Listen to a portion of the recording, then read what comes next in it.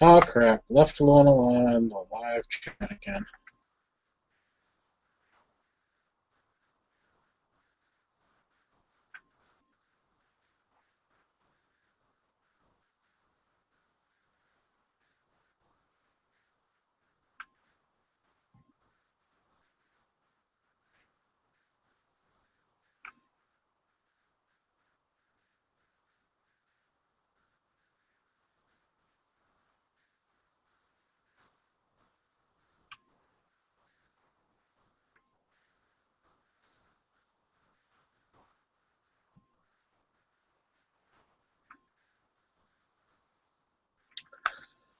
Boring. Somebody join me and save me from boredom.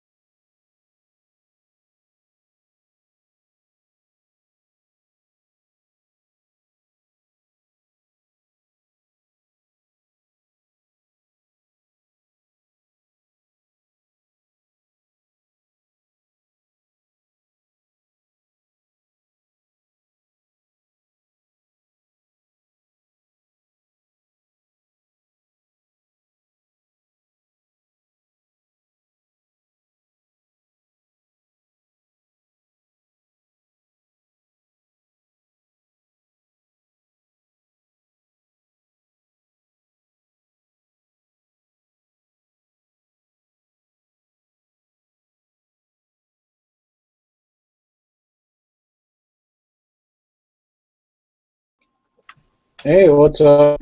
Hey, sorry about the other night. My internet. I went to walk my dogs. I come back and the internet is like shot. And I kept trying to get in. It said your connection's too slow. And I was just after like three times, I was like, screw it. Oh well. Yeah. And then yesterday I got real busy, and I told G-Webs, I don't know what he did, but I got busy, so I told him, and I wouldn't be able to make it. Should have texted you, but I kind of forgot. Oh well, that's not a big deal either. And Dano sent me an email late yesterday. I still haven't replied to it. I better do that now that I remember. I remember my phone beeped, and I looked. It said it was an email from Dano, but I didn't feel like setting on my. I didn't feel like I was already in bed, so I didn't feel like replying to it because I'd have to get on my computer because I can't stand email on my phone. Probably asking where you were. Yeah, that's what it was. Because I was able to read it on my phone, but I just didn't reply to it. Let me reply.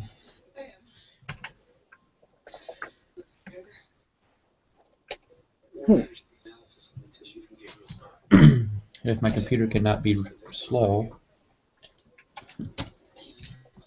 It's time to get a new one then. I just got a new one. I'm on my new computer, the one I got a couple months ago. Well, that's because it's running Windows 8. It's time to go back to Windows 7. Yeah, I've been seriously considering it. Any moon food? Oops, I didn't say you put beer back in there.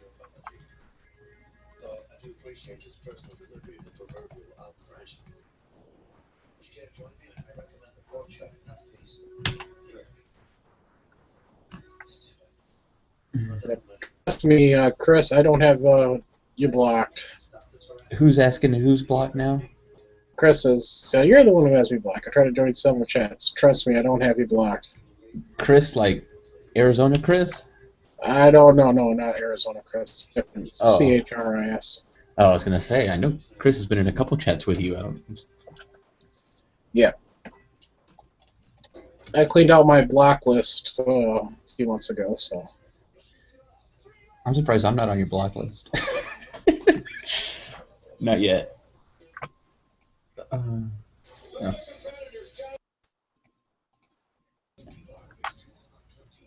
Oh, man.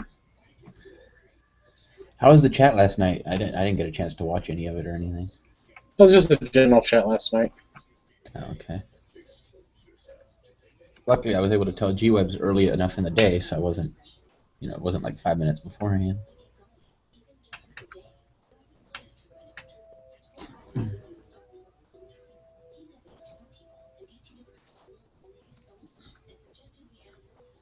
I know I don't think I have anybody blocked. Let's see here.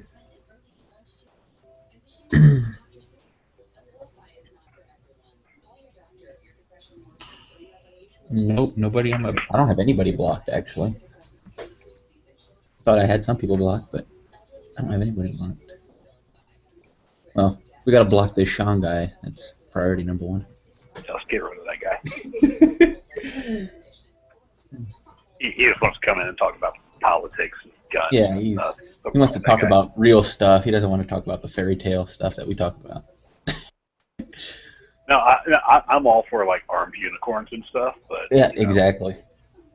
When we have an armed unicorn chat, I want to be on it.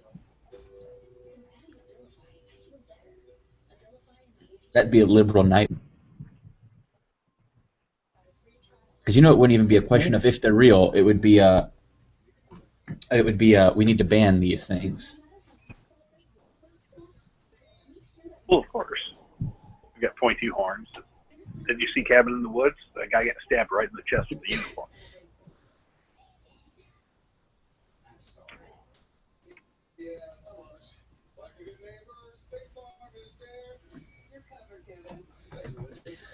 Oh.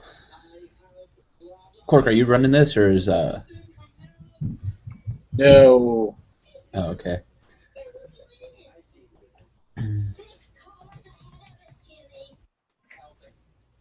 Let's see. I'm still exhausted from Saturday's chat.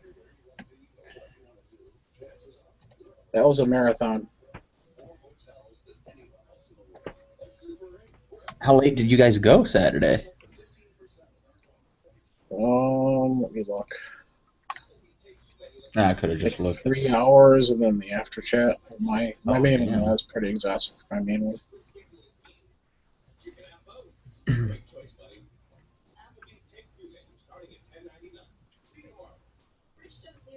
That's if it still can load it in this.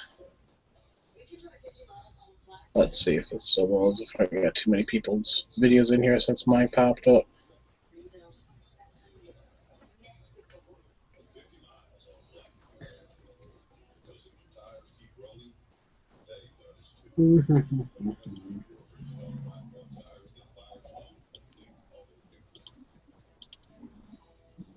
So on to the real stuff. We did have some really good news here in Florida today. Have you guys seen? You guys check out the human events? Their Guns and Patriots news they do. No. It's really good. I recommend it. But they did an article a couple weeks ago about the case that we have filed here in Florida in the appellate courts. We're trying to overturn the ban on open carry in Florida. All right. We're not taking the Texas route. We're doing it through the courts and by doing things that aren't quite so flaming, for lack of a better word. That's no fun. I know. Anyway, so we've had this appellate court case going now for over 2 years. We got into where we're just waiting on the court to make a decision on the constitutionality of the complete ban on open carry and the fact that concealed carry is not a right, it's only a privilege that people like the gym stuff might be able to afford. But I have a question real quick. I thought, and I may be wrong, I may have read this a while back and it may be wrong, I thought that you could open carry when you're like hunting or fishing or camping in the state of Florida. Yes. All right. Yeah, that's absolutely right. Because that's how I thought they were getting around. I thought that's how they were getting around the open carry thing. They're like, well, you could do it here, but that's it. Well, yeah, while you're fishing.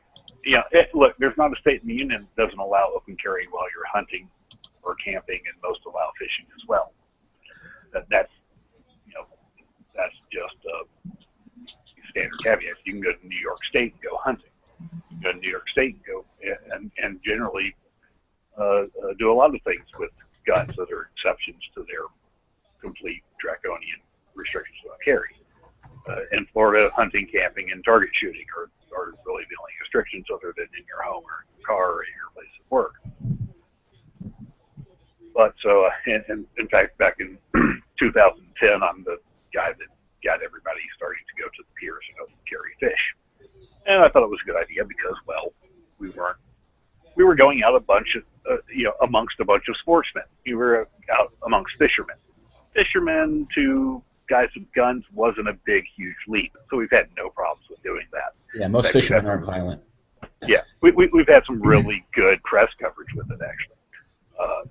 We didn't go, trying to bring a fishbowl and a goldfish into Chipotle or something and drop a line in the middle of in the middle of the restaurant. I caught a guppy. Yeah. I wonder if that would work. That'd be kind of interesting to see how that works. We've had the occasional idiot suggest doing things like that, and we've shot them down as quickly as possible. But it'd be kind of funny. So we've had this constitutional jaunt going for a while, and it's a guy named Dale Norman. This guy gets his concealed carry license.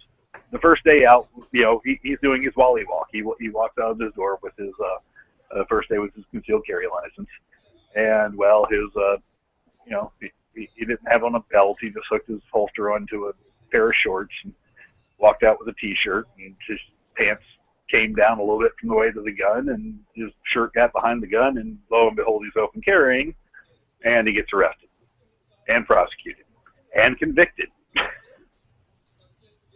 Well, you don't expect a jury to make that distinction between an accident and the truth, do you?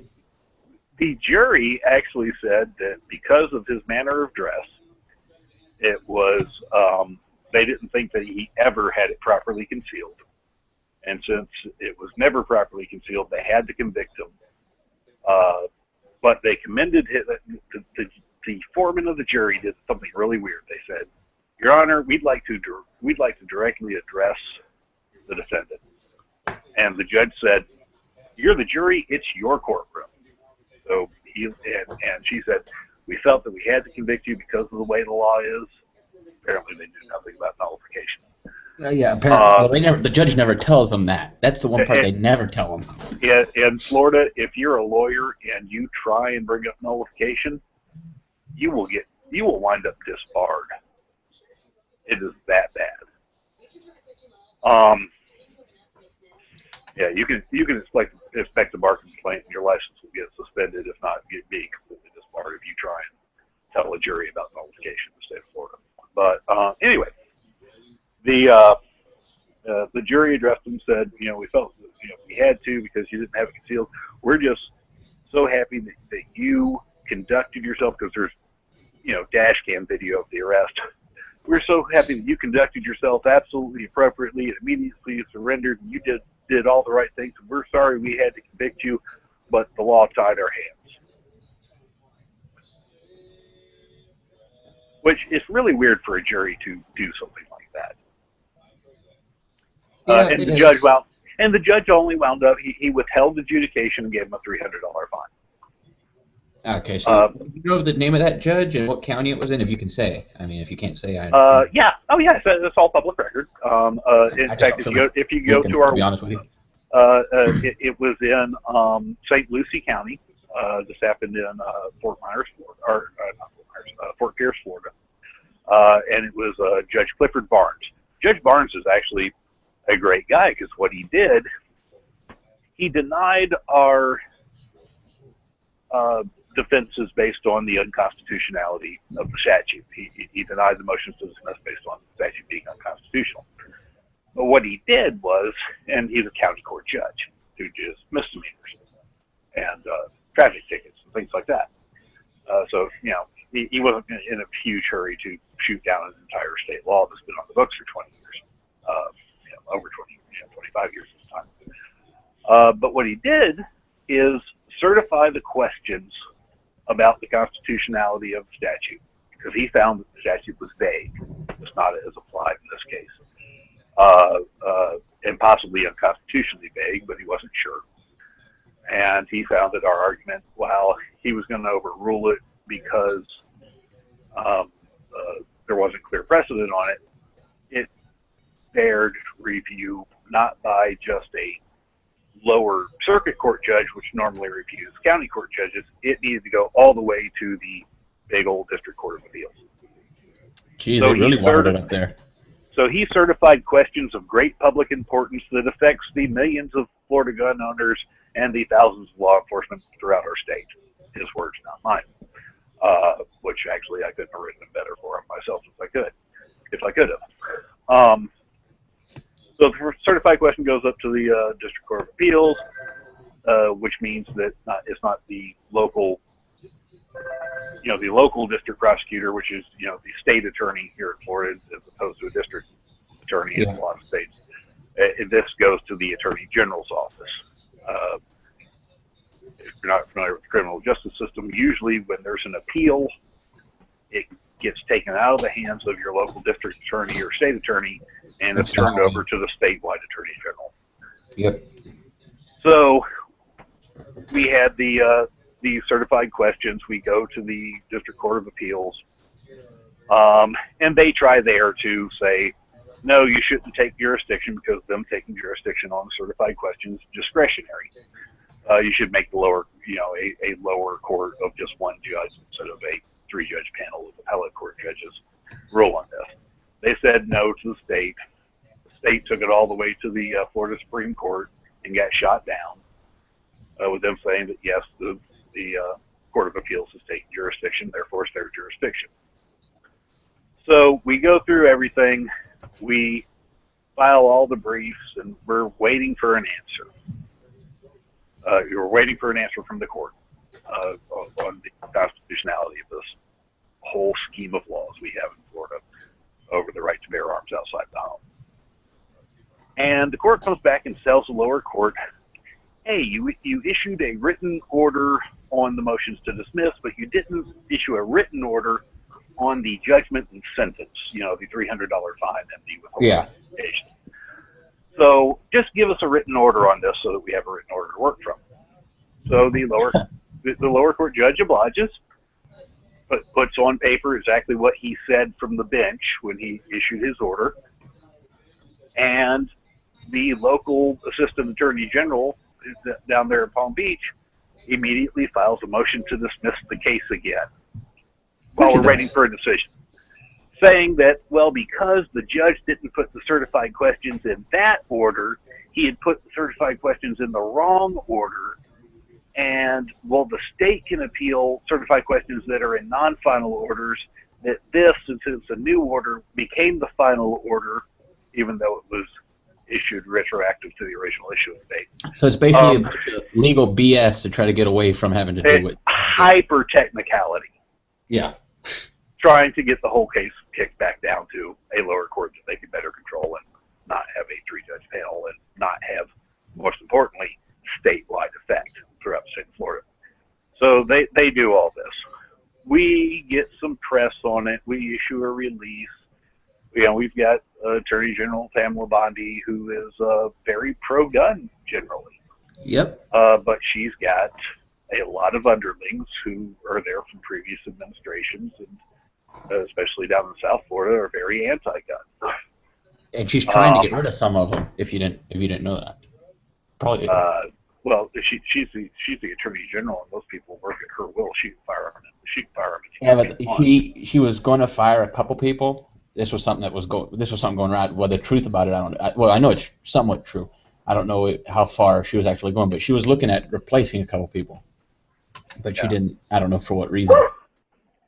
Well, so today, out of Tallahassee, the Attorney General's one of her chief deputy attorney generals, not the assistant attorney generals down in the district offices, one of her chief deputies filed a motion to the court to withdraw their motion to dismiss.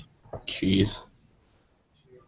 Because we put a lot of heat on this and said, hey, look, remember this case that we've already had problems with your office on? Your people are doing it again. So kudos to her for trying to at least unring the bell.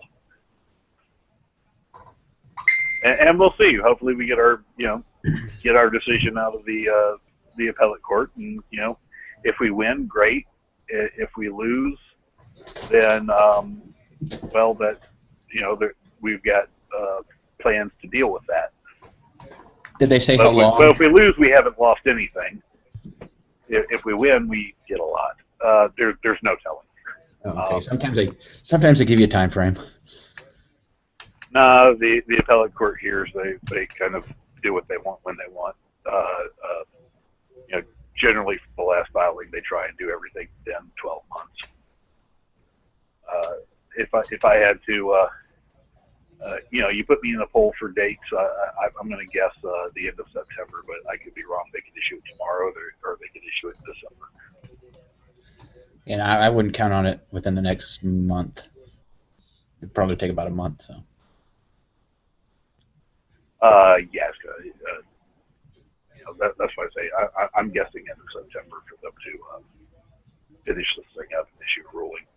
Our last appellate court case, actually, the three-judge panel issued a ruling against us, but before they actually issued the ruling, the rest of the court, because when a panel of judges has an opinion, they circulate it to the other judges for them to look at before they publish it. In the last appellate court decision we had, the rest of the judges looked at the decision and said, oh, not no, but hell no, and on their own motion heard the case en banc. So instead of 3 judges, we had 15. No. And we won that case with all but 3 judges. I'm sure they were not happy with their coworkers that year. That was the case that allows students in the state of Florida to at least store their guns in their cars while they're on campus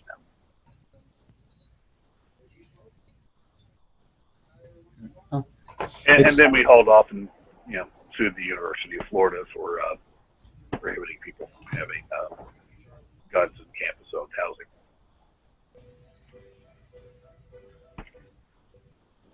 and actually we weren't going to sue the University of Florida. We had another target all picked out, but University of Florida, when they went to change their regulations on having your firearm in your car, they didn't do a sufficient job of it. I talked to their general counsel, told them they didn't do a sufficient job of it,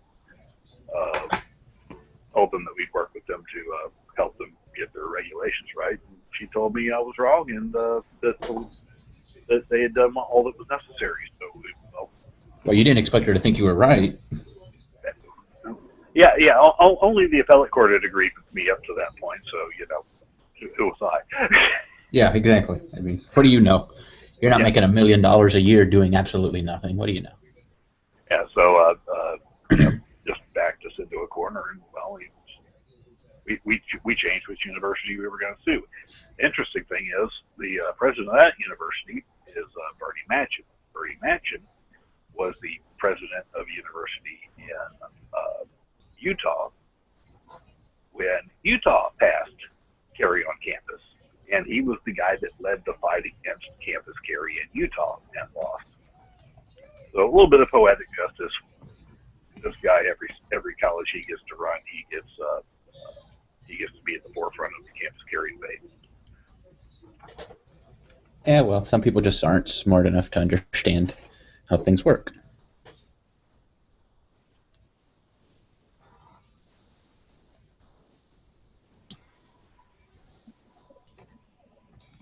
All right. Just to cover our bases, just to take care of we've got case law going both ways, as happens quite often with things like this on the open carry case. But always fun when you have case law that's equally applicable that goes completely different directions. But just to cover our bases, we did go back to the county court judge and ask him to enter an amended opinion that included the certified questions, just to make sure that there wasn't a technicality. We'll see if he actually does that. But at least the state coming back and saying and withdrawing their request makes it far less likely that the DCA will dismiss our case and send us back down to lower court for the appeal.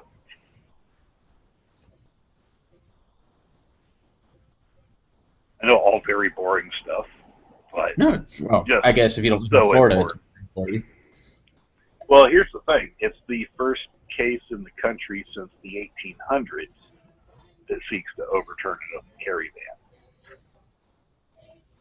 So it has huge Second Amendment implications, especially for places like California, South Carolina, New York, and all the states that ban open carry, and especially for the states that may issue licenses.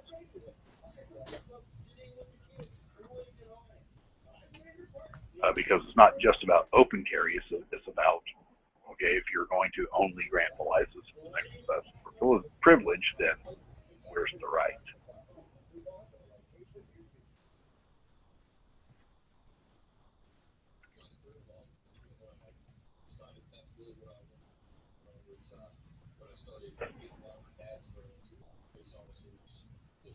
All right, give me 1 sec. I'll be right back.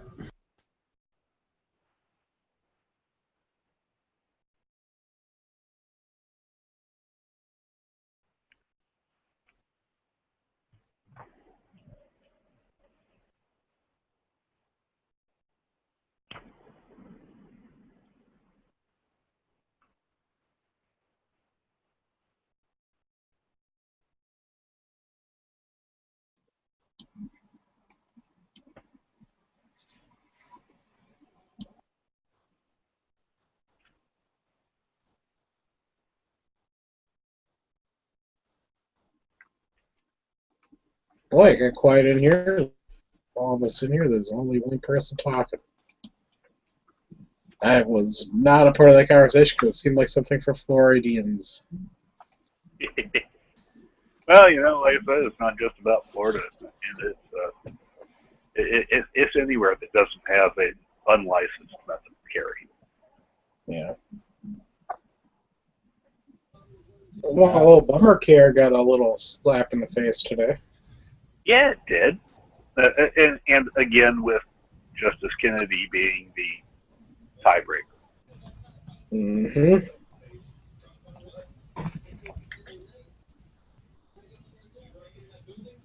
Yeah, I saw something about that. What was that about? Basically, for companies that are owned by a small percentage, small group, they're not publicly traded. You know, like Hobby Lobby in this instance, they don't have to pay for birth control under their insurance policies, Okay.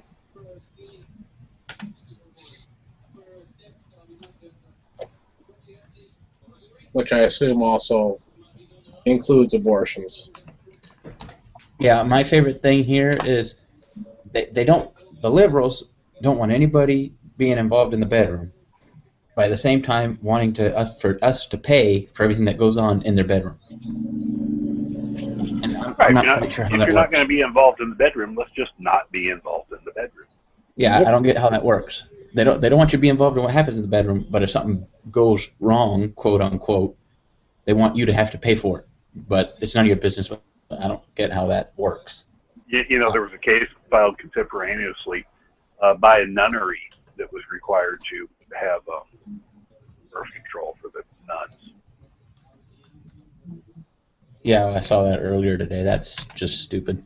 Well, we all seen the pornos. We know how wild and crazy nuns are. Yeah, I don't know what the pornos most. you're watching that have nuns in them, but that's kind of creepy.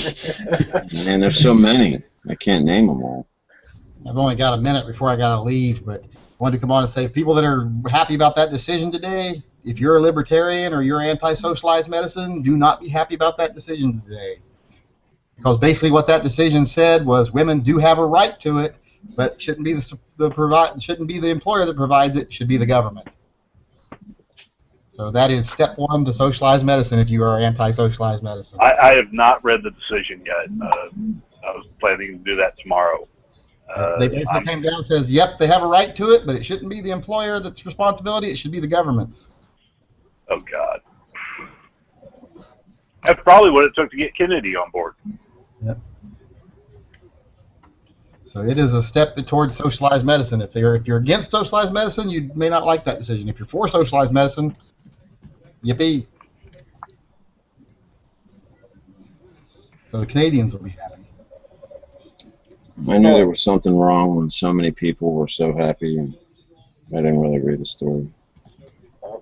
You know, we've got this half-assed insurance making all the money policy, you know, for us. You know, it's the goal is for social. You know, the goal was for socialized medicine. Yeah. I don't know if I told you all this. You know that under Obamacare, my dad, he works for health insurance here in Florida. He's high up in one of the.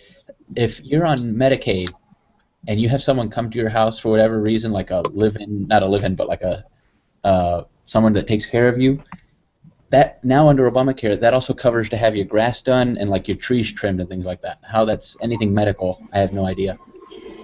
But What is that? under Obamacare, that's what it covers. I saw that on Snopes, and they denounced that, said it was false. So, Well, that's what the paper my dad has in his office says. So.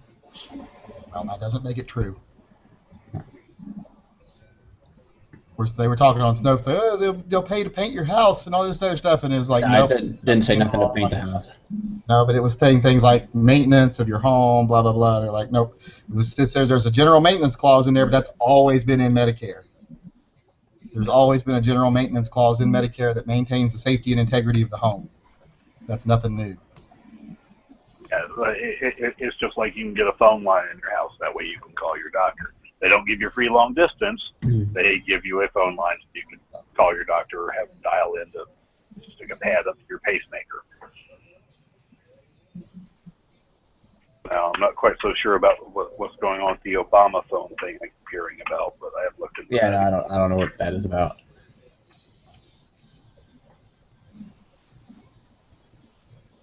Obama phone? There is no such thing as an Obama phone. You get a free Bush phone. They're calling it an Obama phone, even though it started under Bush. And it was not Bush Jr., Bush Sr., and it was basically a settlement with... Wait a minute. We didn't even have some smartphones during Bush But Sr. it is part of a settlement to where the phone companies would provide free phone service to low income and disadvantaged people Well, because of the yeah. illegal practices they maintained for 40 years while they were a monopoly, and now they're just transferred some of that debt ratio over to their cell phone holdings. Right, but the whole thing with the Obama phone wasn't just that it was a phone. It's just you have smartphones, and now it's right for access to the internet. The only thing Obama was guilty of was being the president while technology was evolving with the phone companies, because the program was already in place. Of course, who summons emergency services by Twitter? Yeah.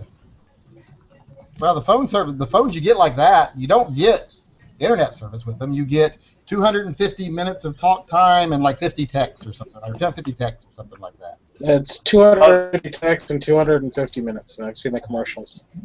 Yeah, so that's all you get. You don't get like internet service or anything with them. And that's the thing when you hear the spin on these things. It's probably the text messages. They're going, well, why do you need text messaging? That's probably the data service they're talking about. Well, what if these are going I'll out have my to, camera on. I was doing the air quotes for data service. Yeah. Well, here you go, Sean. What if they're going out and they're issuing these to deaf people? What good is a phone if you don't have text? If you're deaf? Okay, so deaf people get 0 voice minutes and get all text. I think it would cost more to have someone sit down and figure out who's deaf, who's blind, and who don't need it. Yep. Oh, they're already doing that. Kind of like that whole drug thing that they implemented in Florida, like, we're going to drug test you if you're on welfare. Ha-ha, we'll catch all those welfare cheats. Then they did it for a couple of years, and I went, we caught nobody, and we spent tens of millions of dollars to do it. So it basically just cost us tens of millions of dollars. Yeah, didn't another state just pass that? Yeah, they're ridiculous. They wouldn't even look at all the other 2 states that have done it, which both of them abandoned it because they were catching nobody, because nobody was actually, there wasn't the rampant problem that they were pretending there was, and it was costing tens of millions of dollars a year of taxpayer money. Yeah, the people who are smoking too much dope are too lazy to go fill out the unemployment Exactly. application. It's always their mother or their girlfriend that's getting the welfare, not them.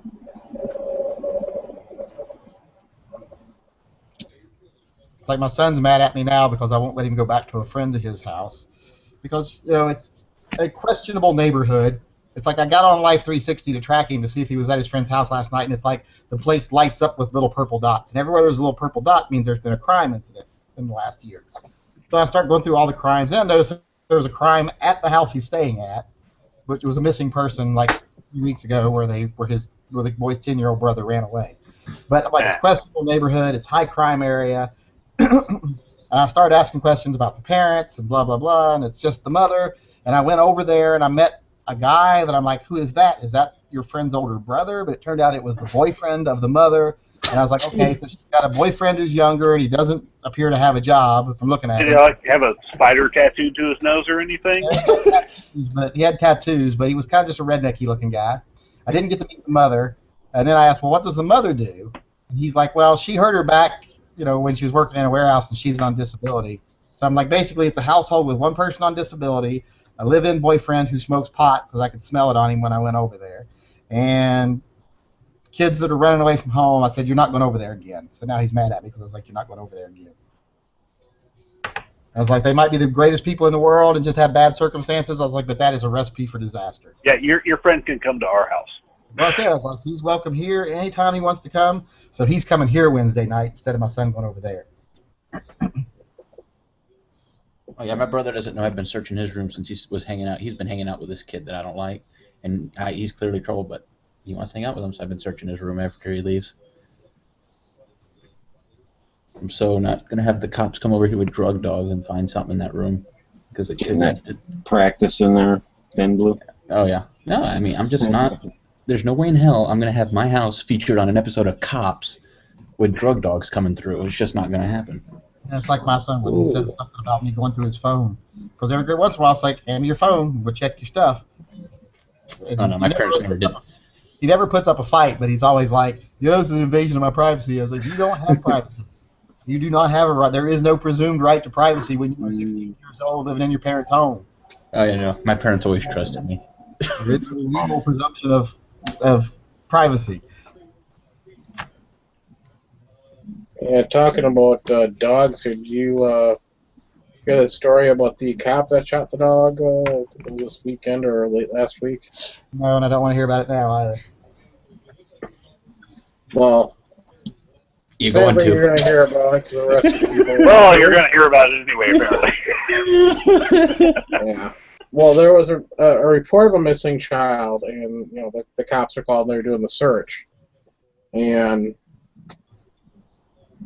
the cop went into this person's fenced-in backyard to go searching, and the dog was out in the fenced-in backyard, and this was a Weimaraner, and it started growling. And there's actually footage of it. You can actually find the footage of it out there.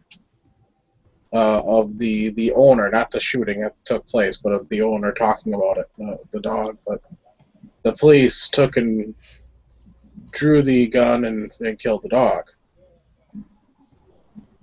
And it's not ever know which way to go on those. But I haven't seen it happen because we were not too long ago in the park and had problems with a vicious dog. And then not 2 months ago, we were walking through the neighborhood over here, going to the yogurt shop. We came back to a different neighborhood, and this bull terrier just rushes the fence. I mean, he hits the fence so hard he almost broke the fence down trying to get to my son. And then the owner comes running out, "Oh, don't worry, he's friendly." I was like, "He's not being friendly. There was nothing friendly about that. He'd gotten out, I'd have killed him." Yeah. Well, here's the cop. From everything that the reported stories, the cop was right at where he went in. He could have backed out, and that's a big, huge thing. The cops already apologized. Just because they had have animal control. Yeah, and that's really the problem. There's there are people that go out and train police agencies on dealing with dogs. Mm-hmm. It's very readily accessible training. In fact, most police departments have canine handlers that know how to deal with domesticated dogs that are going to, growl at somebody that breaks into their backyard. They don't care if you have a badge or not. You're somebody strange that, their master didn't let in the yard. They're going to growl at you. They might become even aggressive. My dogs, you come to my house, I let you in my door, next thing you know, you're rubbing a belly.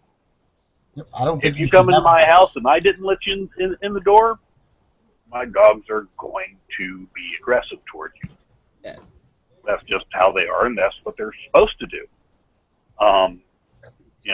And there are far too many departments that aren't providing appropriate training that says, unless you have just an abiding need to get through that dog, back down from the dog. Yep, I don't think you should have the right to diffuse deadly force against an animal on its territory. If you entered private property without a warrant, you should not have the right to use lethal force. Well, Against any animal, including the two-legged ones. That's what Indiana did. Just in case anybody was wondering, the kid, he was a 10-year-old kid, was actually asleep at his own house. And I guess his mother or father couldn't find him. Yeah, wasn't it questionable? Is this Like the one he was where in they the found the kid in the basement? Yeah, he was in the No, basement. this is a different one. Oh, was it a different one? Yeah, this was There was another one where there was a kid sleeping in the basement the whole time, and they were Well, wondering this if was a report of a missing child that same day, and that they found him Oh, okay. shortly after this incident happened, where the shots fired on the poor dog. I feel sorry for the dog. I feel sorry for the owner. The cop, under that circumstance, has a right to search a backyard that's clearly visible. But I also would have thought the dog, the cop would have been smart enough to look over the fence or through the fence or crack the door to see if there's anything in there before going searching. The cop could use better What kind of judgment. fence was it? I don't know. They don't. Because I mean, Never said it. This is on the radio today. if it was like a chain link fence, I mean, it's kind of easy to see if there's a dog there. But if it's a wood slat fence or one of those plastic, I forget the real name, plastic fences, I mean, couldn't really see through it. Right. No, I'm saying, he could have cracked the door, looked inside, stuck his head in type deal. Yeah, but here's the other thing. Why are they walking into the homeowner's backyard without telling the homeowner, "Hey, I'm going to go check out your backyard. Wait a minute, my dog's back there. Let me go secure him." If I remember correctly, you didn't knock on the front door, and nobody was home. Yeah, unacceptable. No warrant, no searching. My guess is because he could see into the backyard that it was safe for him to search and open property. Well, it doesn't matter if it's safe or not. It's Yeah, it doesn't matter. Hey, he still can't go on there. Dude, No, actually, you cannot invade the curtilage of the home, especially through a fence, without a warrant or an exigent search. And it was a wood fence, apparently. Because they weren't looking for evidence, they were looking for a lost child. Bullshit. That's Yeah, all we had a case like that here in Florida a couple of years ago, and they said, "Oh, well, it was a health and welfare search, and we just happened to see a pot plant," and they suppressed the pot plant from the search because they saw it through a window from the backyard after illegal entering it, saying it was a welfare check because they had gotten a call from somebody saying, "Oh, well, the homeowner." And that's completely right. It should have been thrown out. But this wasn't that case. They were just trying to find a lost kid. And I don't think the cop was going back there looking for a pot plant or any other illegal activity. I think he was honestly looking for the kid.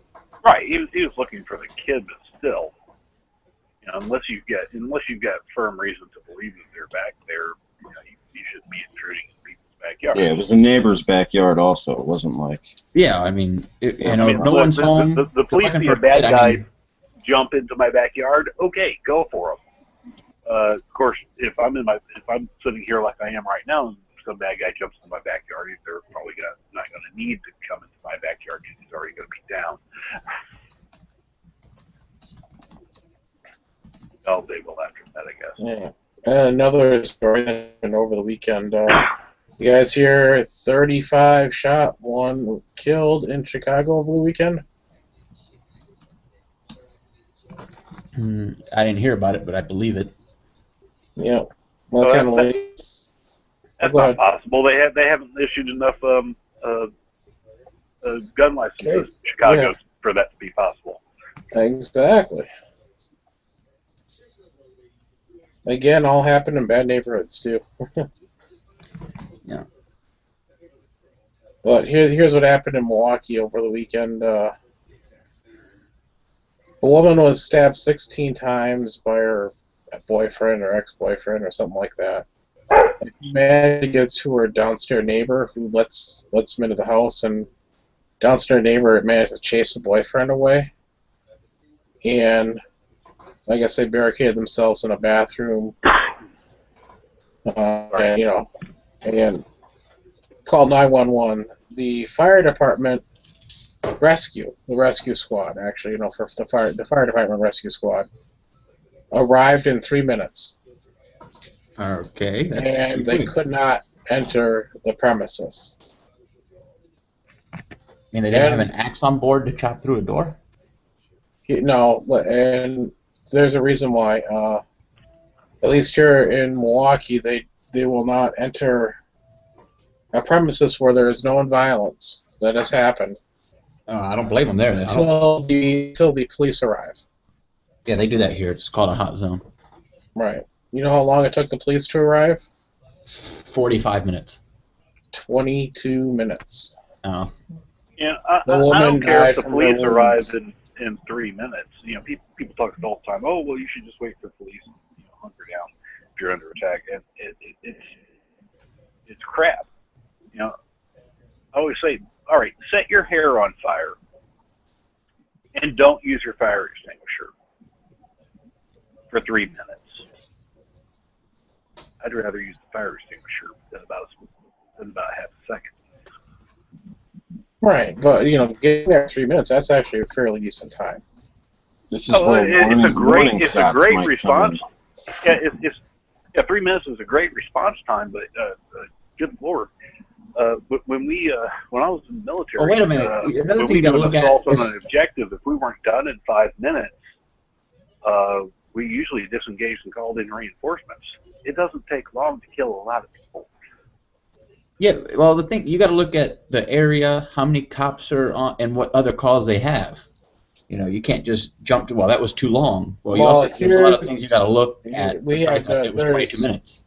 In Milwaukee, for 2 weeks, there's basically Summerfest going on, which is the biggest music festival. Well, and that pulls a lot of resources. Well, yeah, pulls a ton of resources, but still, 22 minutes for the cops to get there. I can't blame the fire department EMTs from not going in there because they don't know what the situation is. They don't have the training. They can't carry weapons, so they'd be going in there unarmed, untrained. 5-foot axe is a weapon.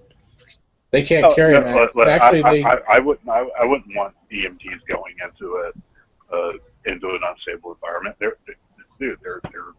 not military. They're not law enforcement. No, and I agree 100%. But what I'm saying is, like Cork said, they have a lot of resources devoted to that parade or whatever it is. Well, down here, I don't know about Milwaukee Music Festival. Down here, I know when we have stuff like that, they have a reserve for the sheriff's office and the police department. I don't know if Milwaukee does, but if they don't, and let's say they have 500 officers, sure they did.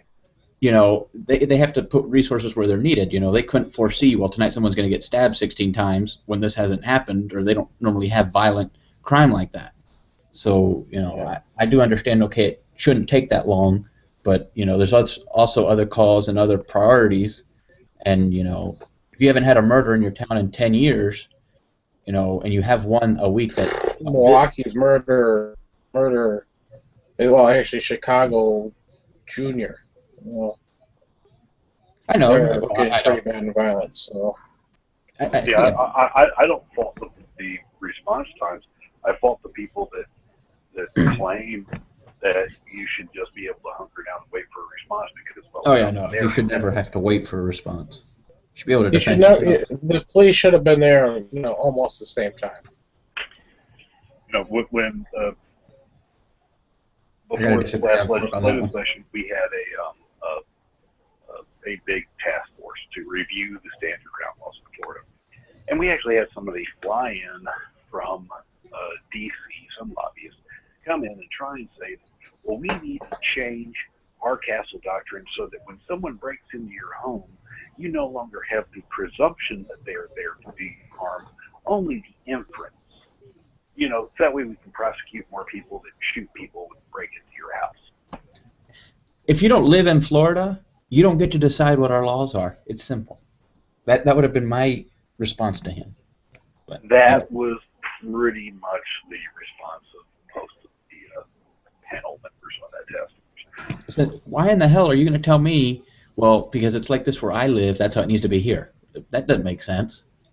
But the thing is, you look at the Tampa Bay Times, you look at the Miami Herald, you look at the Sun Sentinel, and you see the same thing from those editorial boards.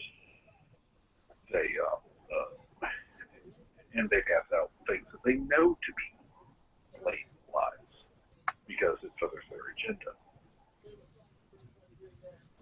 No. That doesn't go over well with me. If you don't live here, you shouldn't get to decide laws here.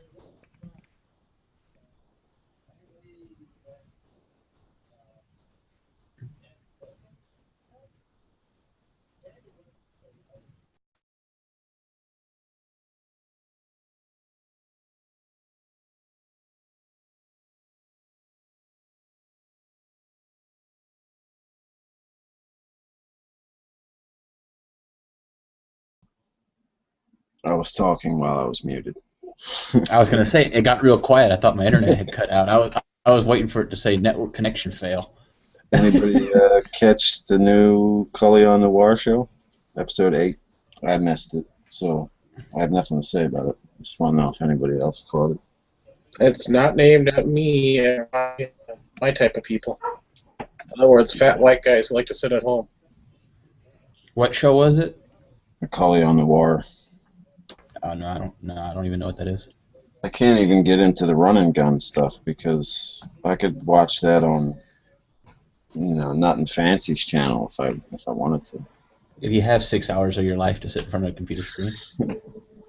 But yeah. I mean, he's a great guy. I like watching his videos. I mean, but it'd take me a week to watch a video. I only watch it a little bit every night. Yeah, he's the only guy I know with a 2-hour TV show and no budget. Yeah. I mean, he's a good guy. That said, I've spent probably days of my wife's life watching. Oh, yeah. I mean, I've spent... Some of it's quite interesting. I've been watching his videos since the beginning. I mean, I remember watching his first gun review. When he first started, but I mean, a couple months after I found it.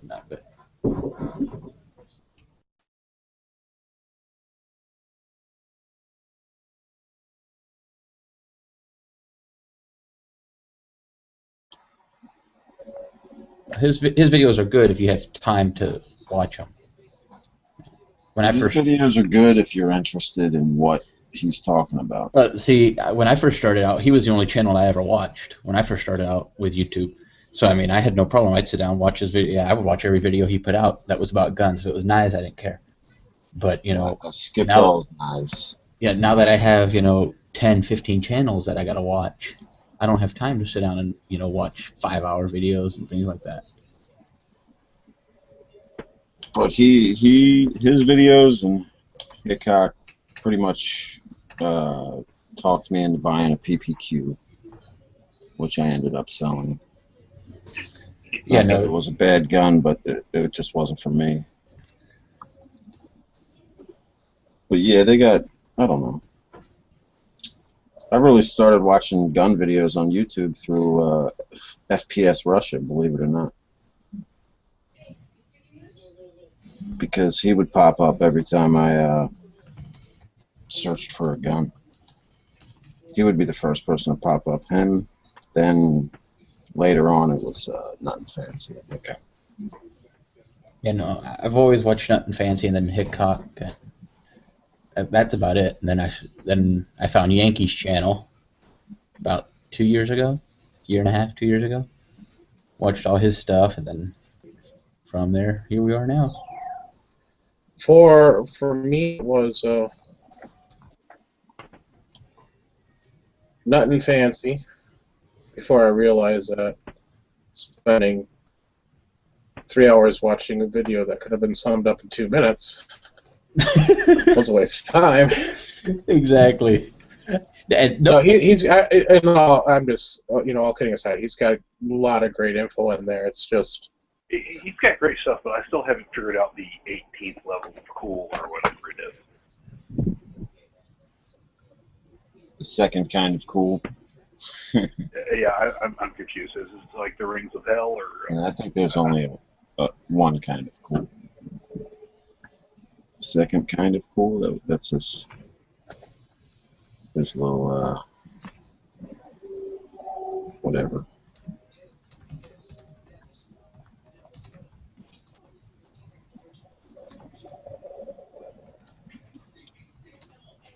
I'm like, I have two basic factors. Does it work for me?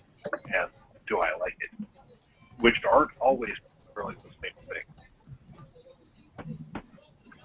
Kind of like a Glock. They work, but I just don't like them.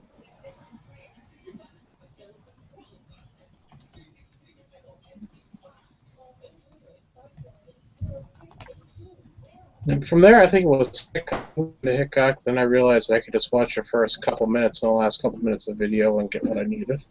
And of course, I say this as I'm getting ready to run to the corner store, putting on a belt, grabbing on a Glock 30S. But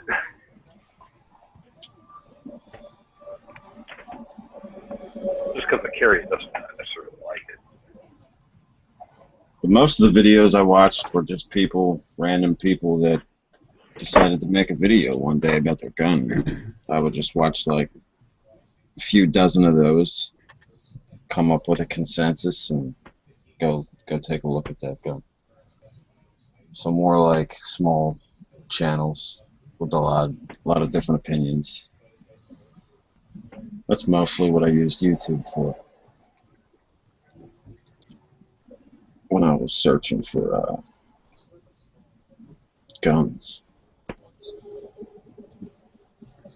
Nothing Fancy and Hickok kind of just sealed the deal on some of the models.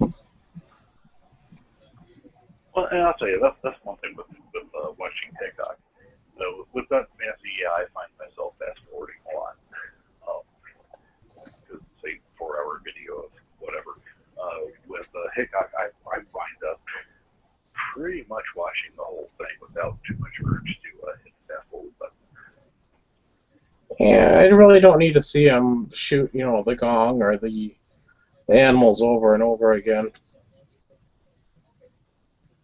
I don't know. I kind of like it when he takes a 3-inch barrel 22 and hits the gong with it.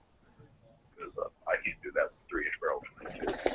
I consider myself a pretty damn good shot. How many, tens of thousands, if not more, rounds he's put down in that range? familiarity, you know. Well, that's not familiarity. This guy picks up a gun that just came on the market. You know, it No, I hasn't don't even familiar come out with of the market. bringing. He can That's tech. pure shooting ability. Well, he's ex-law It'll enforcement. tend- He's yeah. ex-competitive shooter. Yeah.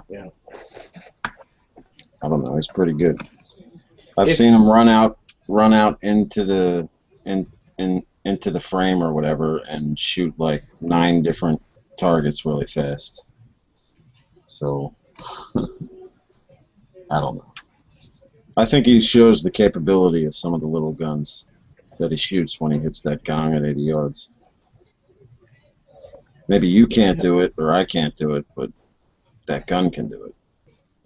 Well, almost any gun can do it. Just Right. put it in a vise and you know where to point it. But what I'm getting at here Put it is in his hands. he knows, you know, roughly where to hold the gun, no matter what it is, for the drop of whatever caliber he's firing. He knows that, just because he's fired at these targets so much over so many Yeah, he knows where to hold years. it based on the weight of the bullet. Yeah. Well, and that's true. I mean, I know when I was in the Army, if you handed me a gun, I did a lot of shooting. Jobs I had in the military. If you handed me a gun, I could pretty much picture the flight path of the round. I didn't have to know the dope. It was pure Kentucky windage. I knew the dope. I didn't know the dope number. I could picture the arc of the round based on what I was shooting. And I was really good at shooting rifles based on that. But, pistols, yeah, I taught a bunch of people how to use my pistol in the military, but it never that I felt that I was all that good with them. It was a tertiary weapon.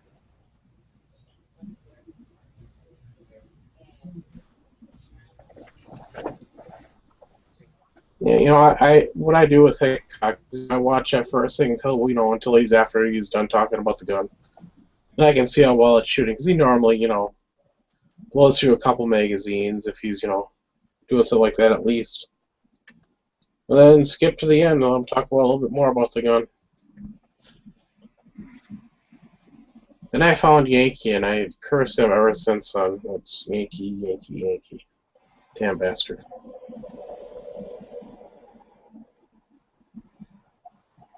I know, Ralph, that G-Webs frees most of those guys. I didn't find G-Webs until after I found Yankee. Yeah, I watched a lot of G-Web's videos. I just didn't know I thought it was just another random small channel guy until I realized I kept seeing the same guy's hands with a whole bunch of different guns. And I'd be like, holy shit, this guy's got a lot of guns. And then I realized, he's probably got some help. By the way, how the hell did Stone Guy's video get 10 or 100,000 hits? I'm thinking a conspiracy site picked it up. It would really have to be, because, little bastard, it's so obvious what it is. Anybody with half a brain knows what they're manufactured down there. It's funny, though. Wait, what video? Some of the comments on that are fucking I hilarious. think it's partially the titling of it too. UN is invading us or something like that. Oh,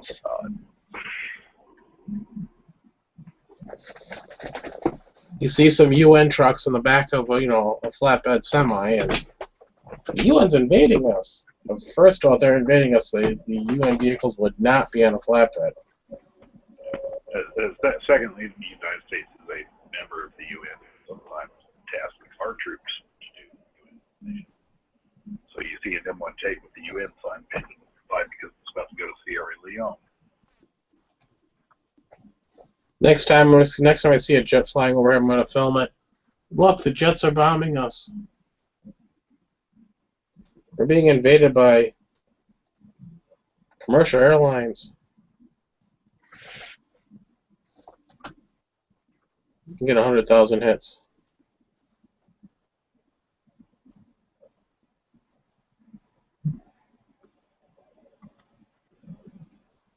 Oh.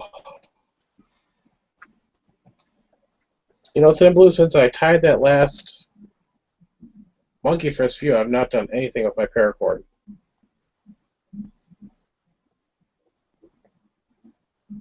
My wrist has been bothering me so.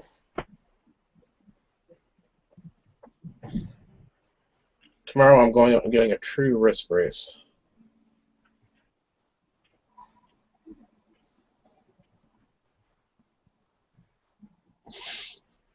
That guy I was in the guard with, he decided to make a monkey fist out of our freaking repel line.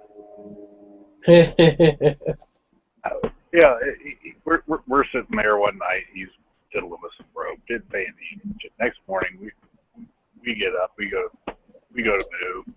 Okay, we need the line, and yeah, it's tied into a damn monkey fist. It takes 20 minutes to get the thing untied using the rope.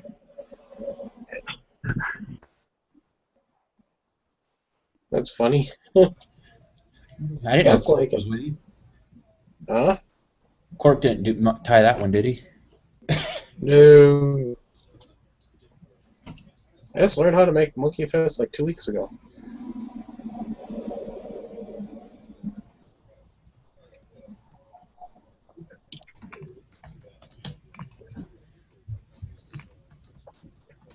Yeah, try it with a 120-foot repel line.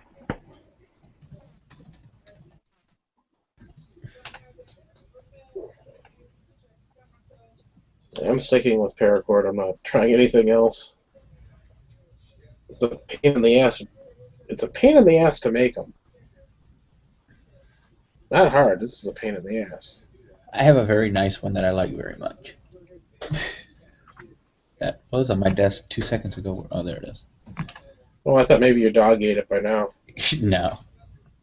No, still got it. You gotta take this ace bandage off. I really need to get a wrist brace.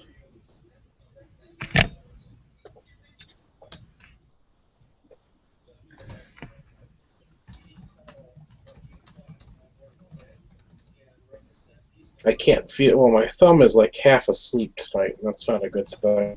Like that all day though. Oh, what? You mean like a wrist brace, or like a wrist brace for your gun wrist brace? You know, like a wrist brace for my wrist. Oh, okay. I thought you were getting one of those brace things. No, I'm not getting a SIG brace. Whatever it's called, I don't remember. Yeah, the ace bandage is not. I was hoping the ace bandage would help, but I've been wearing it all day and it's not done damn jack shit for my thumb. It's when I sleep that I think I'm getting into a lot of trouble. I think my wrist is getting bent into way too many weird angles at night.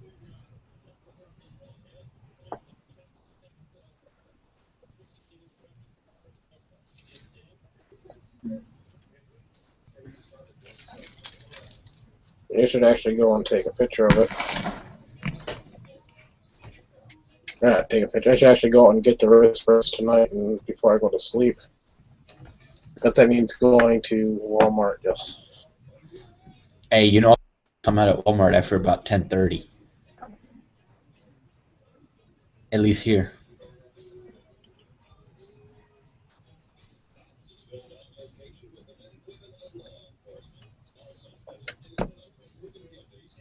It's only 10 o'clock here.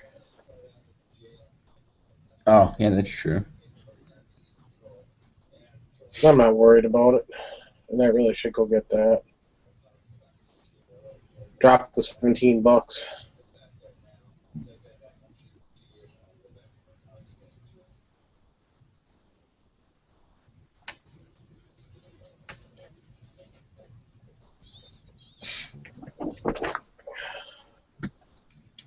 If I don't, I think I'm gonna be in a lot of trouble tomorrow morning. I don't need to have carpal tunnel surgery.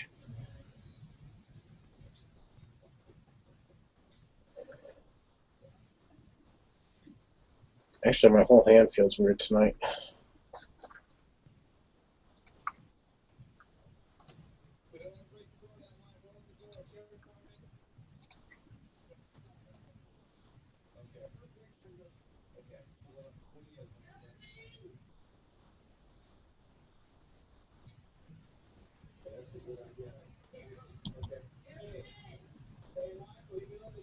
Where's everybody at tonight? Stone guy's tummy hurts. Is Chris working? Yeah, Chris had his weekend already, so he's working.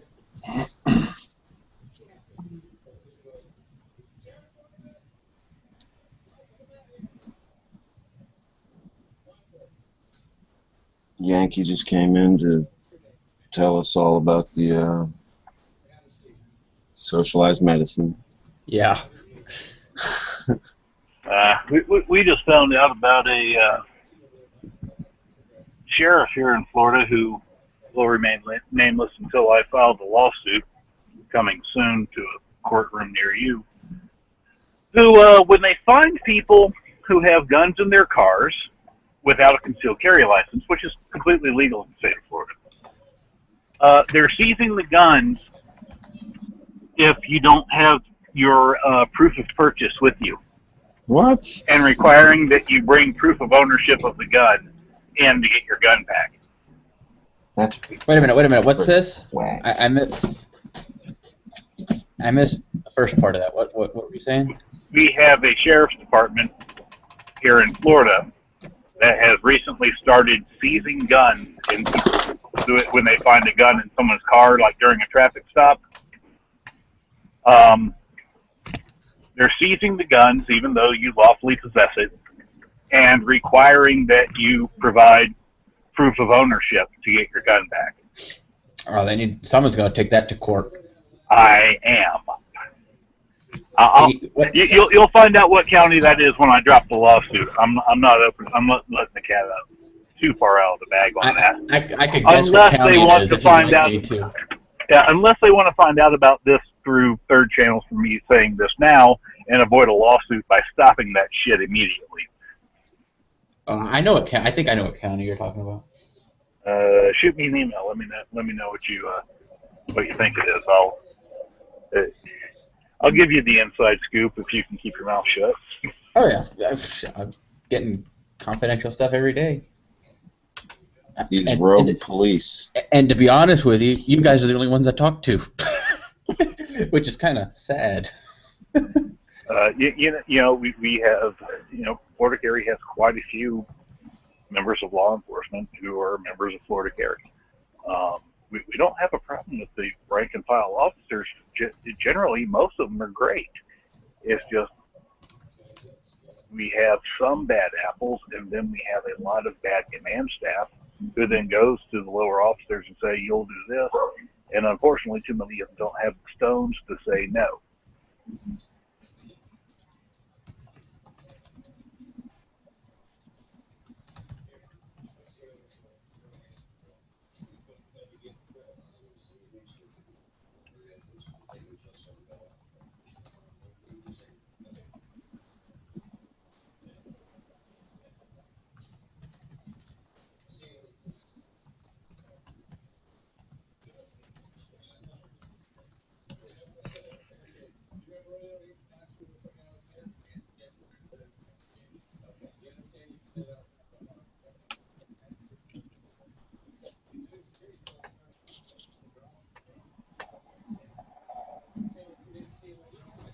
Yeah, I'm afraid I live in a state that's run by a lot of prisons.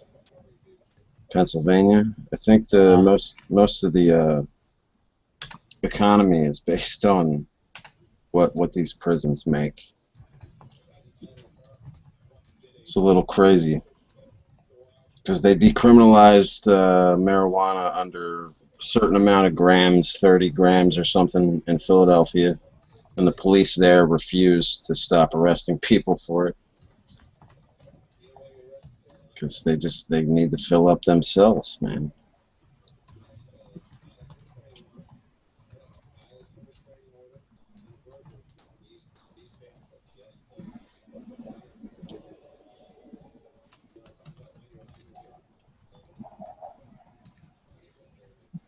It's not good for business, decriminalizing stuff.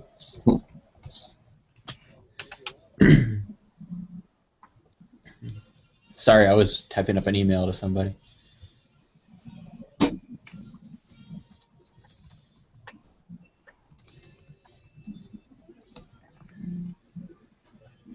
See, I don't even think they should make drugs illegal. I should just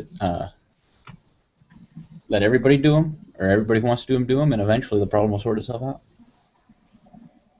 Because smart people ain't gonna do them. Well, think about it. We complain about the Mexican drug cartels. And why do they exist in the first place? It's the same reason organized crime sprang up in America. It was because we prohibited the use of alcohol. Exactly. We prohibit the use of all these drugs that are coming over the border. We created that, kind of. I mean, I don't even think that problem would even exist if it wasn't for the prohibition of it. Not quite sure where our job You might have a whole different country down in Mexico. Might actually be a nice place to go.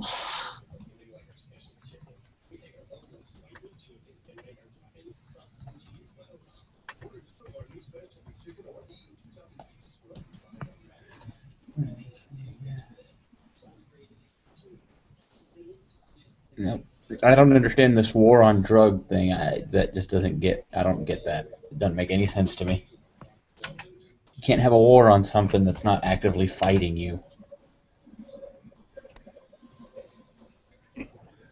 I spent 6 months TDY to Fifth Group in South America during the 90s. There was a war on drugs. If the government found a way they could control it all and make money off of it, it would be legal. There would be no question about it. Could be wrong, but I don't think I am. Yeah, it's really not quite that simple. Look, you have true people. Look, drugs are bad. I mean, and people who don't make a differentiation between somebody smoking a joint and somebody doing heroin and crystal meth and then robbing grandma down the street to get more heroin. That's not fair.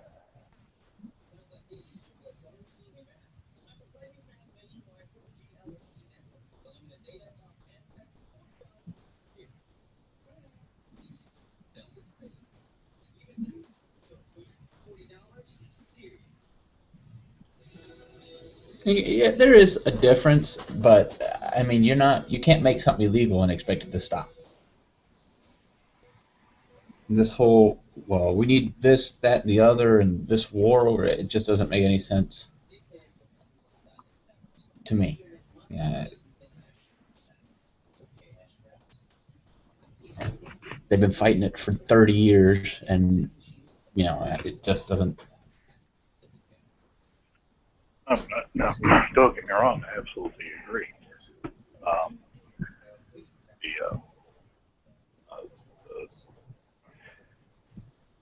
what's the right mix? You go the Spanish route and just say, okay, everything's legal. Then deal with the social consequences. Or do you regulate and tax? Or do you just completely ban? I don't know. And the best minds when I don't know. Let's think of it. Now let's bring it into a nexus of something we all know and love. Yes, there are problems with bad people using guns. There are problems with bad people using drugs. There are also people that just want to smoke a joint and will never hurt anybody in their life. There are probably people that will sit around their house and do crystal meth for hurting anybody. Not that I think it's a good idea. Yeah, no, that's for you. But where's the right line for it? Do you just completely ban it? Do you regulate it and tax it so that you can further regulate it? Or do you just throw open the door and make it completely legal? And this is where a lot of the gun control people come from. Yeah, they want to completely ban it. They want to treat guns like drugs. Well, they can't quite treat it like drugs since we got this whole pesky right in 2008. The court did something stupid, allowed for it. So therefore, we're just going to have to tax and regulate as much as we possibly can. But of course, we don't just throw open the door to drugs or guns. It's really got some of the same social science and some of the same political science behind both things. So only one of those two you have a absolute right to. The other, okay, there's some medicinal covered certain drugs. But even there, the government tries to come in and say, well, there's no medicinal value in marijuana. Schedule 1 drugs. First time, heroin's better for you. We know heroin has medicinal use. It's a damn mess on both fronts. Yep.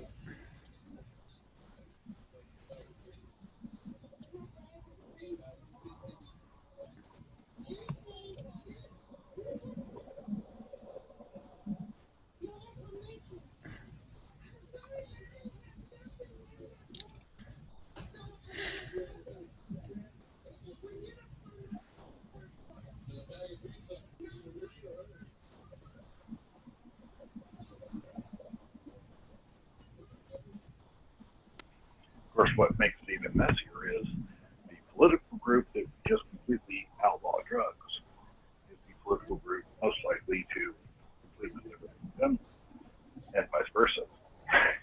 The group that would rise gun law is generally the ones that completely outlaw guns.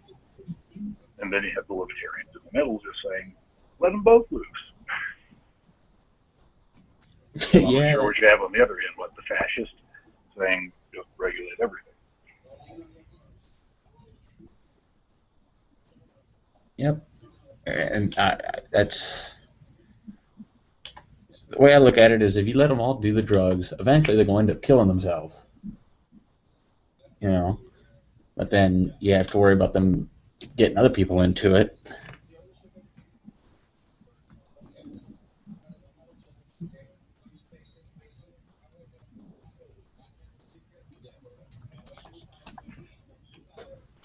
What did Ralph just put in the chat? Who's Miller? Who what? Let's see. Miller. I don't know who that is. Master P. He's whack. Ralph. Southern rap. I can't even understand what he's saying.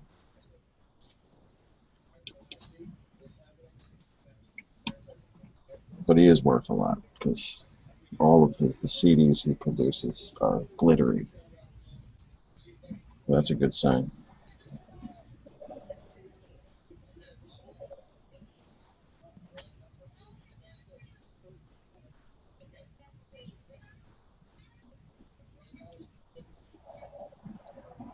Anyway, so it's worth more if glittery. Should we like start bedazzling stuff?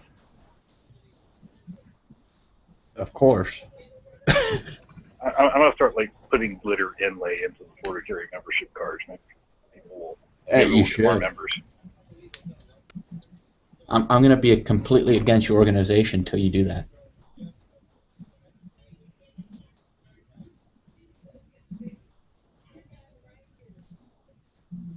It's got to be sparkly to attract me.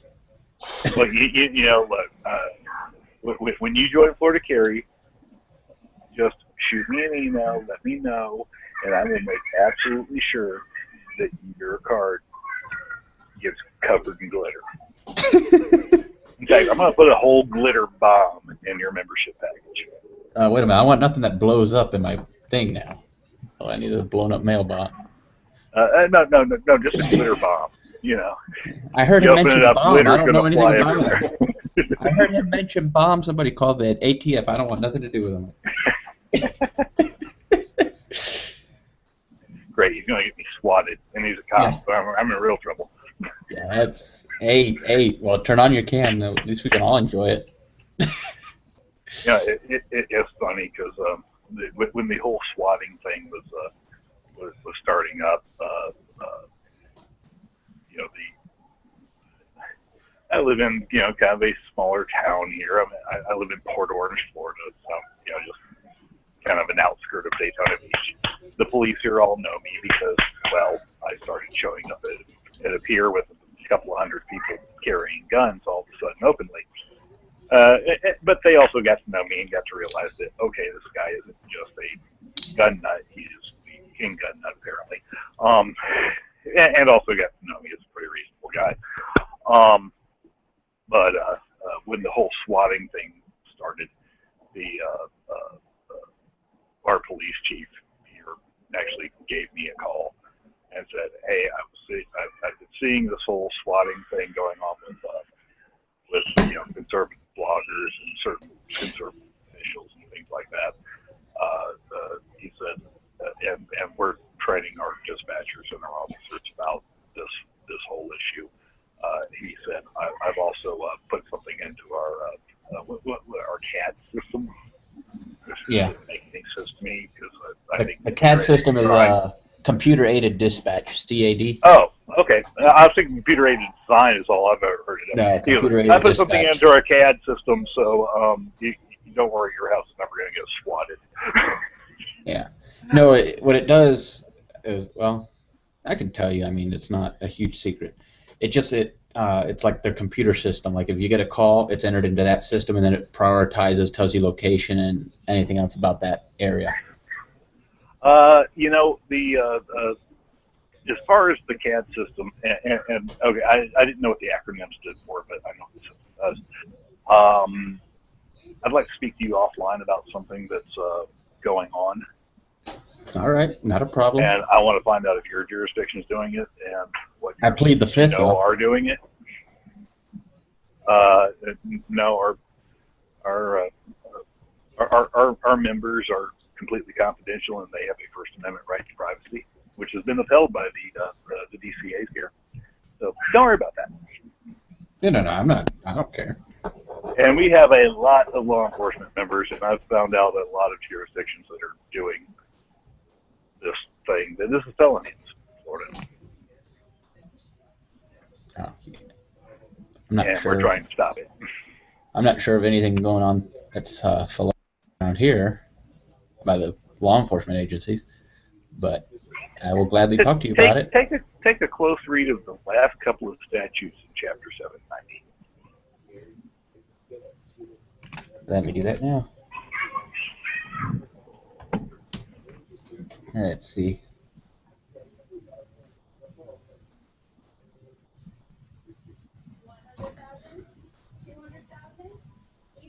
Which part of 790?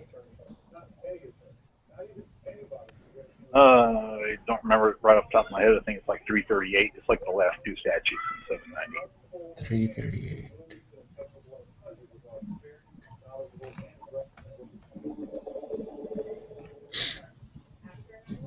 Let's see here.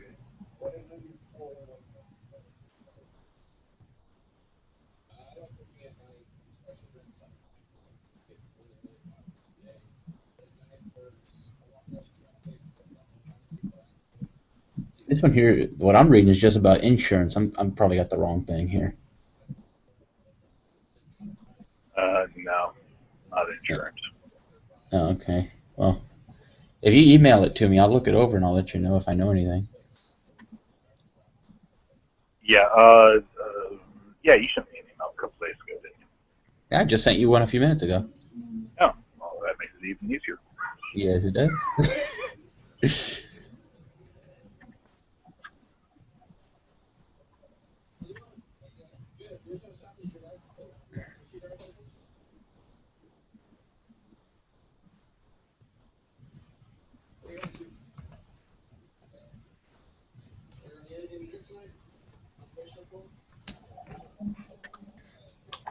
All right, guys. Well, I'm out of here.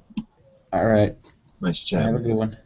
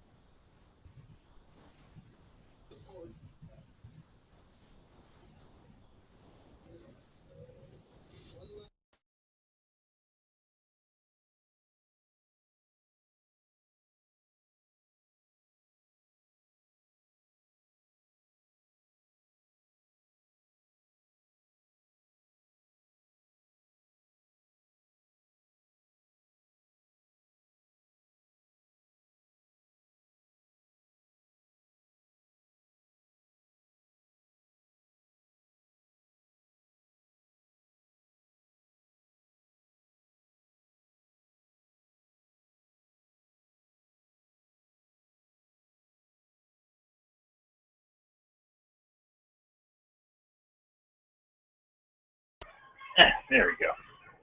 I just sent you the Oh yeah, I was going to ask you that. Was you- one whole sentence on the basic problem in the applicable statute.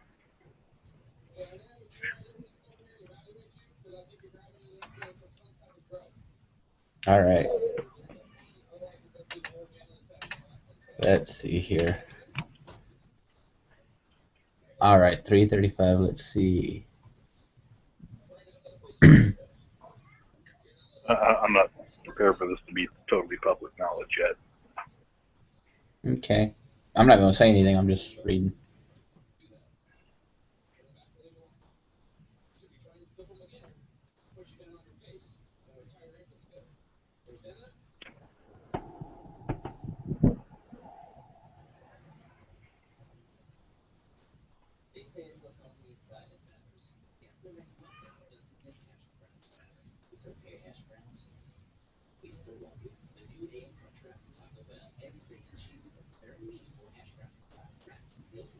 All right, let me.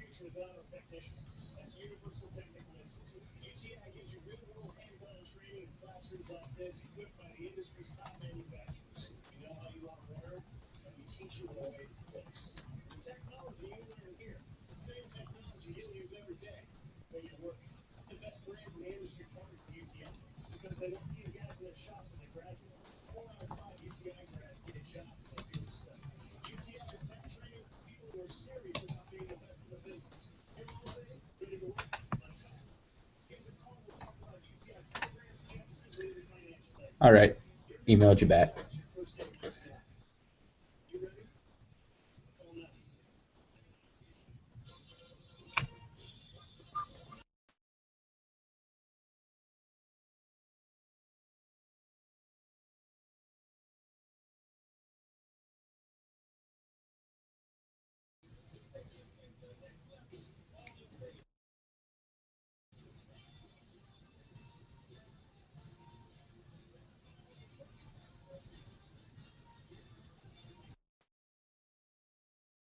Okay, cool. Yeah, we'll talk offline here. Yeah. No problem.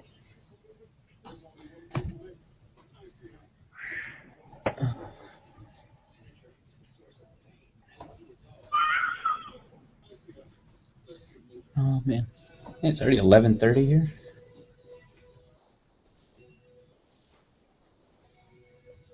Something like that. Yeah. Oh boy, and tomorrow's No, tomorrow's Tuesday, not Monday. Tuesday. Helps if you figure out what day it is. It tends to help.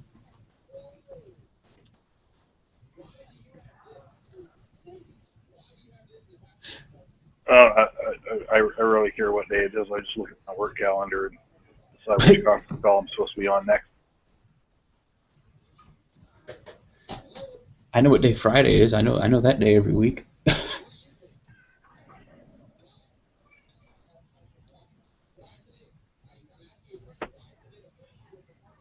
I'm watching cops, and in California, the cop stopped a guy, and he had a machete in the passenger side, and the cop's like flipping out. It's like, what's wrong with having one of those in your car? I thought they were pretty legal. California, you kidding? Yeah, well, I mean, California, you're not allowed to have a pointy stick.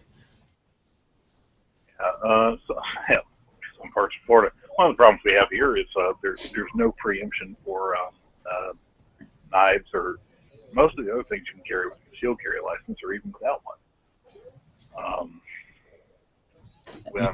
You can carry pepper spray and batons without a concealed carry license, and tasers. You can carry all kinds of things openly without one, and you can carry a lot of things concealed without one. Well, see, when I was getting in about a year ago, maybe less, I called the sheriff's office and asked about pepper spray, and they said it's got to be concealed, which didn't sound necessarily right to me. But I mean, never, ever, ever, ever, ever call a police agency for a legal opinion. Well, see, I looked it up. They will tell you what they want the law to be. Well, I got his name. I got his name, badge number, and what he said exactly, all written down. So I mean, if I have to use it and get arrested, they can deal with him because guess what? That won't save you in court. Oh no, but I'll make sure to put him on the stand, and he is going to have to testify to it.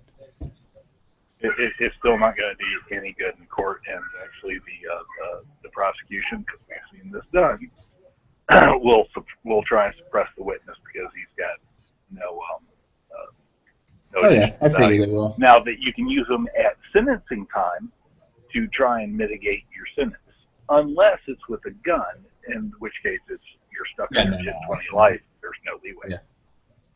No, 10-20 life is. It's got its good and its bad. It does, and that's why. Look, when we amended 10-20 life this year, we were really careful about how we did it.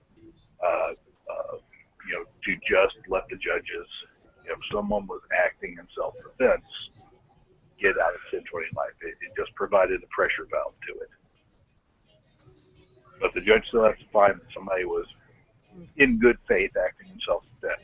They might have been wrong in how they did it, or might have gone too far, but they were still acting in good faith. So that at least helps some.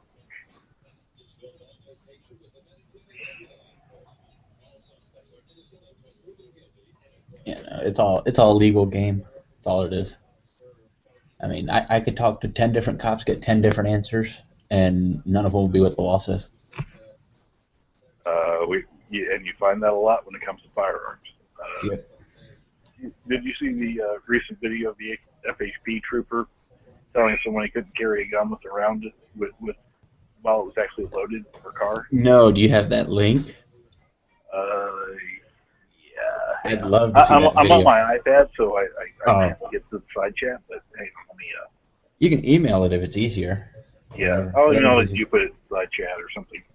All right, whatever's easier. That's interesting. Let me just see if I can find it. FHP. Yeah. Look for FHP. Rounding chamber. Now here's one of the great things you'll love about this whole incident. The FHP trooper pulls the guy over, takes his gun, and she comes back with it and says, "Okay, well, here's your magazine. I took the round out of the chamber and put it back in your magazine." And the guy goes, well, what do you mean there was room in my magazine? She had made the classic handling mistake. She hands him back his gun with a round in the chamber because she ejected the round, let it fly, and ejected the magazine. Jeez. And then and then topped his mag back off with the round that was in the chamber because there was now a new round in the chamber.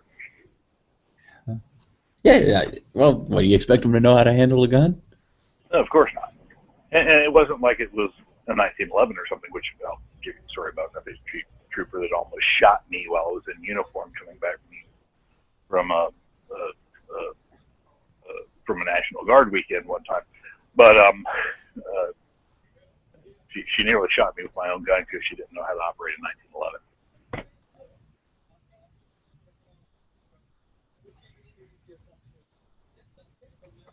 Good news! I am back from my trip to Walmart. Alive. Did you see where the trooper that was involved in that resigned in 2013 December? Yeah. Guess who put the pressure on that one and got FHP involved? Now, what's not in the news articles about that? The FHP is now supposed to be doing system-wide training to teach everyone that yes, you can have ammo in your gun. Yeah.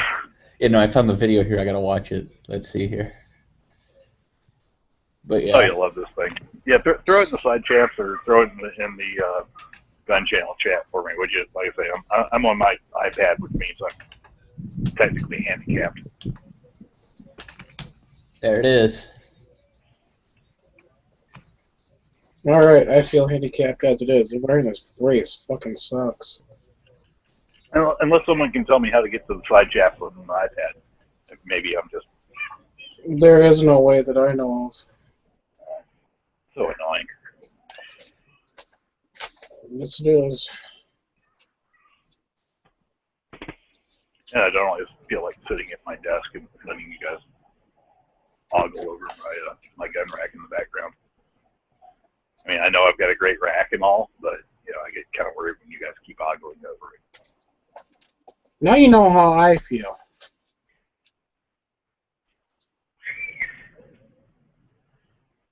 Well, my camera stays off all the time now.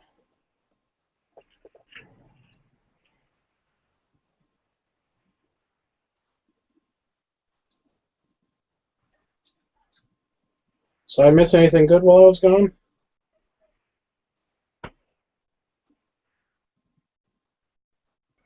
No, we were just talking in code about all the people I'm going to sue. So. Okay.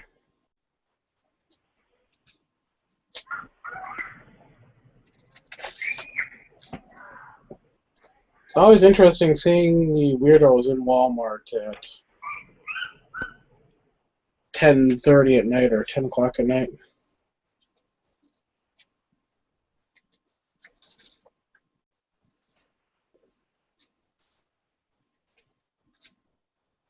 I always thought it was bad during the day, and this is like the first time I've been to Walmart at night in this year, so. Yeah, it's definitely a strange microcosm of America when you go to Walmart after about 8 o'clock at night. Mm-hmm.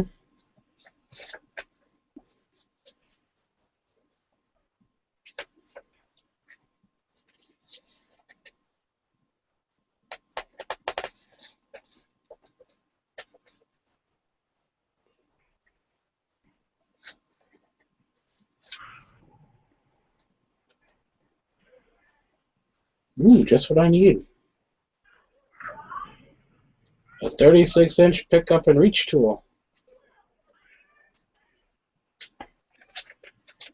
That'll make me even lazier. I thought the magnet on the end of the stick was a bad idea.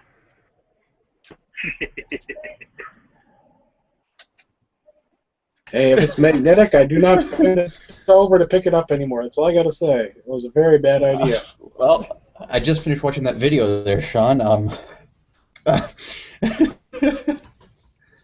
Did you notice the whole I topped off your mag for you with while recycling around? Yeah, I don't. One, he has a G license, which for any of you in here who don't know what that is, it's to work security or anything like that. In the state of Florida, you have to be armed. You have to have that. Yeah. Plus, he has a concealed carry license. Plus the concealed carry license, and he can't carry a gun with the magazine loaded, ready to go. That doesn't even make sense because cops have to have a G license, as far as I'm aware. I know most of them do. I'm pretty sure all of them do. I haven't really looked into that. But I just don't. That just does not make sense at all. It's kind of sad. Yeah, and here's the problem: we do not in Florida have a mandatory curriculum on gun law and dealing with the lawfully armed public for our law enforcement officers, and that's something. Depending on what our legislative load is next year, that we might be addressing in the legislature to mandate training. It's coming. It might not be this year or this coming legislative session, but we will be doing. That a lot of, at least here, now this is in my area, a lot of cops here know about guns. I mean, I used to run into cops and we have discussions all the time about guns. So, I mean, I don't know if it's location or what it is. Most do. But it's not all-encompassing, and they, look, 5 years ago, if you told a police officer you could open carry a gun while you're fishing, they just said, no way.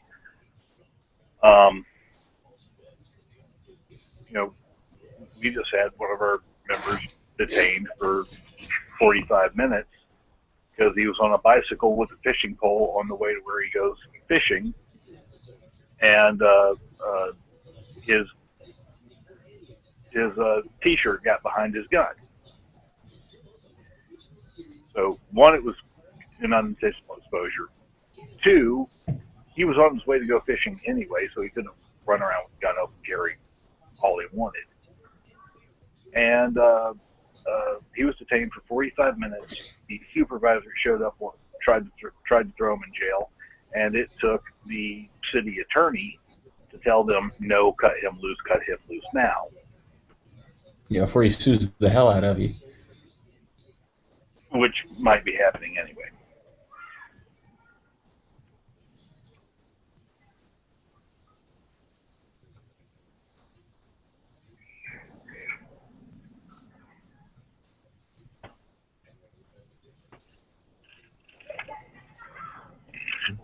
And this was all over the objection of one junior officer who the whole time was going, this is legal. You can't do this. Let him go. Oh, yeah. Well, why would they listen to him? And the senior officer going, no, shut up. No. I think that's part of the problem, is if you talk to a lot of the younger guys, they know more about guns than the older guys do. And I have realized is a lot of the older guys, they know generally. A lot of the younger ones are the ones that really know, And I think that's because before they didn't really have to know what the gun laws were. Nobody really had any. Well, there's really been a cultural shift since the mid-'90s. Exactly. Early 2000, and how people, especially law enforcement, perceive guns. And yeah, you'll find that the younger guys are generally more informed on the legally armed people than some of the other guys that I've been on force for 30 years and we've never allowed this. Well, 30 years ago, concealed carry was illegal too. Yep. And you might have been one of the guys trying, up in the legislature lobbying against it at the time.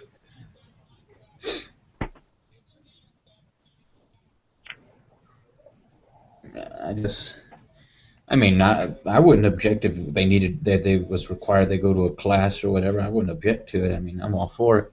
It's just I don't know if the funding is there. I actually called out one of our sheriffs in a meeting with legislators, you know, he's like, "Oh yeah, we're all for concealed carry, but not this open carry stuff." I said, "Well, you were against open carry." "Well, I don't know." And "Are you against concealed carry when it passed?" "Well, I don't know." And I said, "Don't make me pull up press clippings. You were a sheriff's deputy back then. You got interviewed, and are you going to tell me that you were for concealed carry when it was before the legislature?" "Oh, well, I don't recall." He's old. Give him a break. Yeah, I'm gonna say this: I'm not for any classes, having to take any classes to be able to carry a firearm. No. I think we're talking about the police having to take a class to know Well, about police guns. don't need to take a class because they don't know. Yeah. No. What we're talking about is mandated training for law enforcement so that they know what the law is and how to deal with the lawfully armed public. That I 100% agree with. If you're going to enforce law, you should know what the law is. Yes. Pretty simple equation. I mean, I have a little book here. I mean, it's like 5 pages, and it pretty much sums up the law. Well, it's more than 5 pages, but it's a little book. I mean, it doesn't weigh anything. Who put out this book? By the state, I believe. I had it here.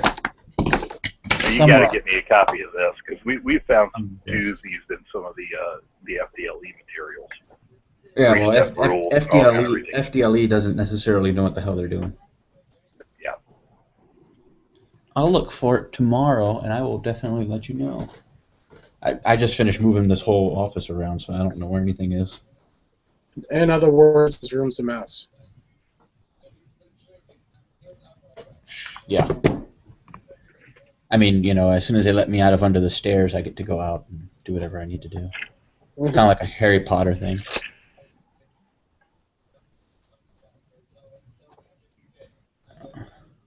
This sucks. What? It's wrist braced. Can't do anything Just with my put it hand. on. I did What are put you it trying on. to I do can't with your do hand? anything. I can't. It's so sucky. Yeah, well, we don't need to know what you're doing with your hand there, Court. Is it right hand or left hand? Right hand. Oh, well. Don't worry. What I do with my left hand is what you don't want to know. Thought you were right-handed. I am. Oh, you just like to make it seem like that it's someone else. That's it. I switch it.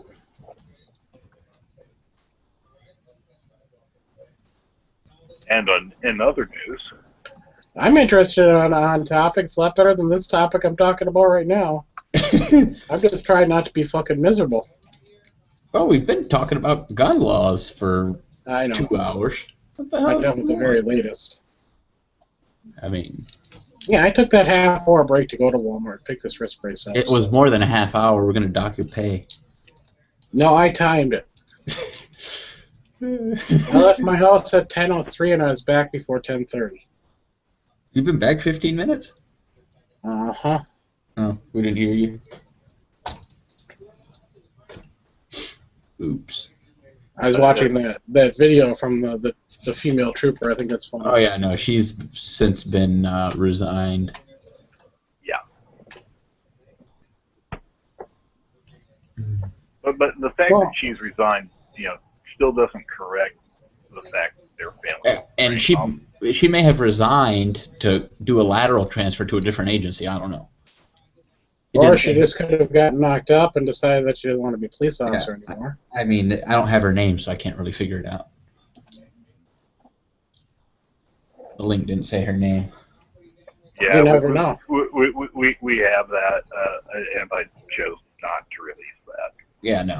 I mean, it's not. It wouldn't be hard to find. I don't really think it matters.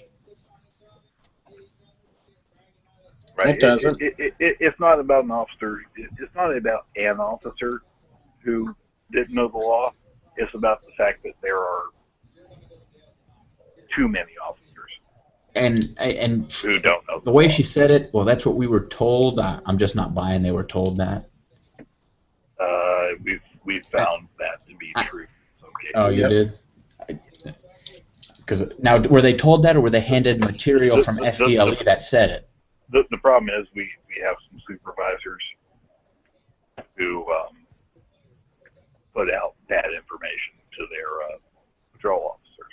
Well, because like you said, the FDLE material has all these different runaround, whatever it is. Oh yeah, and some of it's So- completely false. Yeah, I mean, so if they're reading the FDLE material, then I don't know if it's necessarily they were told that as much as they were just given that, they read it and they're like, hey, this is what we were given. Well, that's what they were told by FDLE in print. I mean, FDLE talks out of their ass sometimes. I mean, Yeah, it's and the good thing is we have obviously really good contacts with FDLE, and when we find this stuff, they're a we're great able agency. to I mean, they're just sometimes not accurate with their information. and we're able to get this stuff corrected pretty quickly when we find it. It's just we don't always find it, and our quite a few of our law enforcement members are like, I got to get you something, and they'll get it to us, but of course we can't say where we got it because they don't want to lose their jobs. Oh yeah, no, that's So they fear retaliation by their departments. And that's why our members are confidential. Yep, as they should be. Well, you keep saying that. Eventually, someone's going to show up with a subpoena to get your member list. Oh, they've tried. How many we have times can you say? We have 3 cities that have tried to get our membership. No, 3 cities and 2 colleges that have tried to get our membership list. Colleges? What the hell do colleges want with your membership list? Well, we sue colleges a lot for violating. Oh, our okay. laws. I was going to say, what they want to know who's trying to get into their college and see if anybody's in your group. They're trying to prevent us from having standing to bring our lawsuits.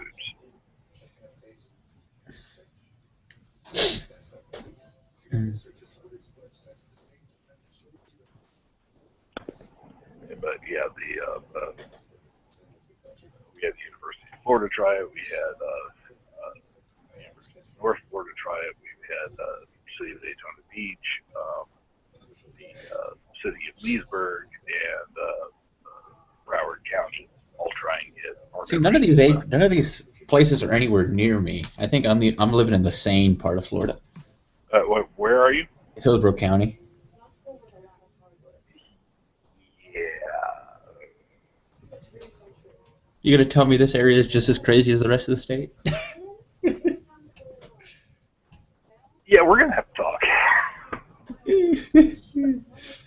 Hmm.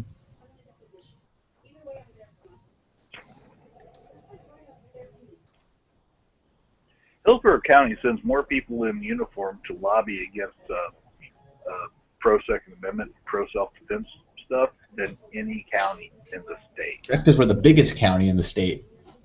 No, you're not. Biggest by what measure? What county? Wait a minute.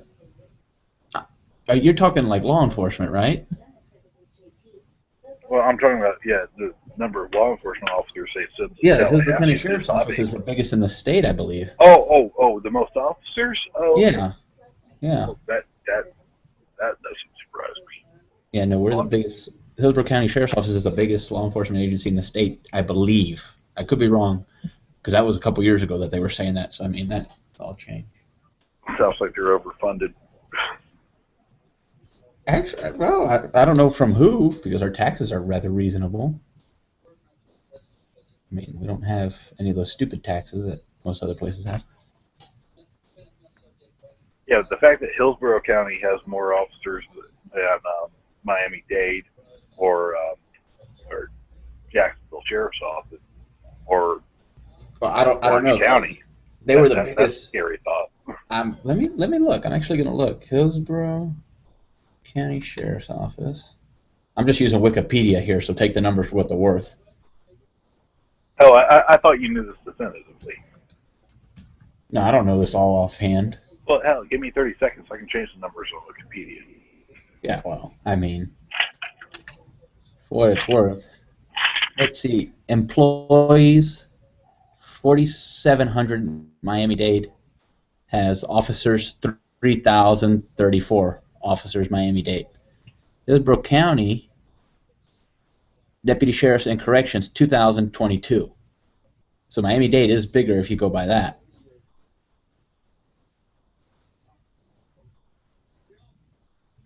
Okay, so who told you that Hillsborough had the Well, biggest? this was years ago. This was like 5-6 years ago. This wasn't like recent. So who told you that Hillsborough had the largest sheriff's office in the state? I forget who said it. Someone said it. It wasn't even. Who's messaging me now? Distracted me. It was said on the news, I believe. Because they were doing some restructuring, or I forget what it was. It was years ago though. So I mean, Maybe they have the biggest budget. I don't know. our budget's huge They all are. There's big money. for no reason whatsoever. One of the other things that we're aware of is the Florida Sheriff's Association telling sheriffs that they will not help them with their budget negotiations with their counties if they sign Class 3s for things like suppressors.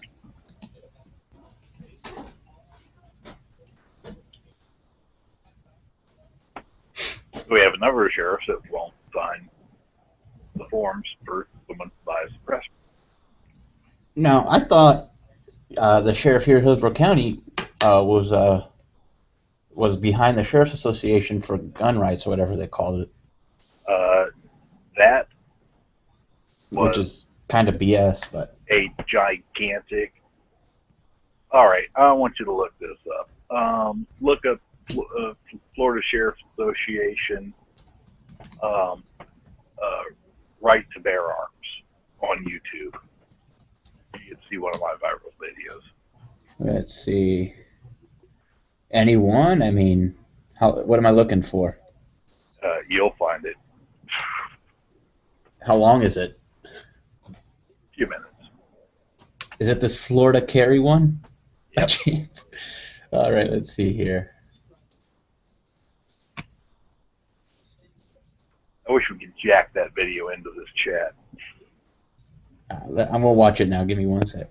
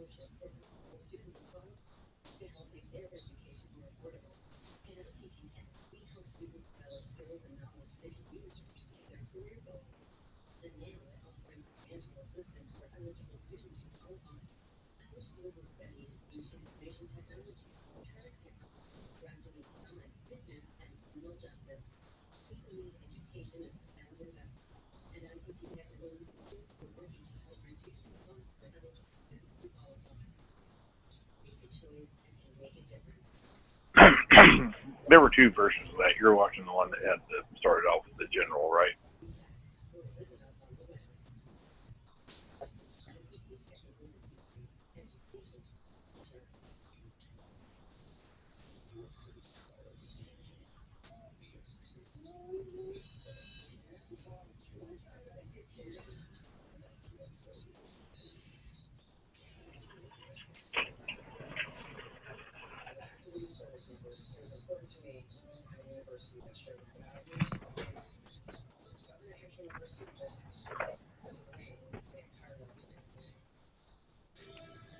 All right. I just watched. The NRA lady started now. I don't need to watch that. But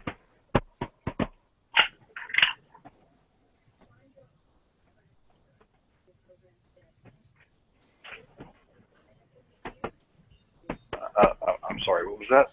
the NRA lady just started talking. I don't need to watch her, right? I just watched the Florida sheriff's lady, the one in the red. I don't know who she is. I don't. Do you know who she is? That is one of the chief lobbyists for Sheriff's Association. Her name is Lex I don't even know who the hell she is. I've never even heard of her. She is the main lobbyist for the Florida Sheriff's Association. All right.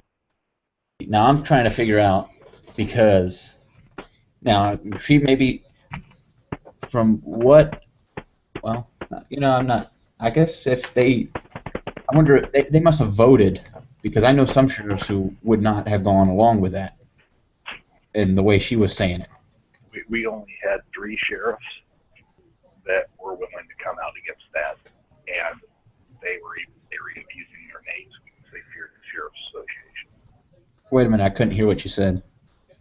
We only had 3 sheriffs that came out against that, and even they were leery about using their names against because they were afraid of the Sheriff's Association. Yeah. But I'm wondering who I will are. tell you this: Sheriff Wayne Ivey in Brevard County is a pretty pro-gun guy generally. Yeah. Because I wonder. Well, I can't. I'm not gonna ask you to say if you can't say. What's that? I was just curious who the other 2 were, but if you can't say it, that's completely fine.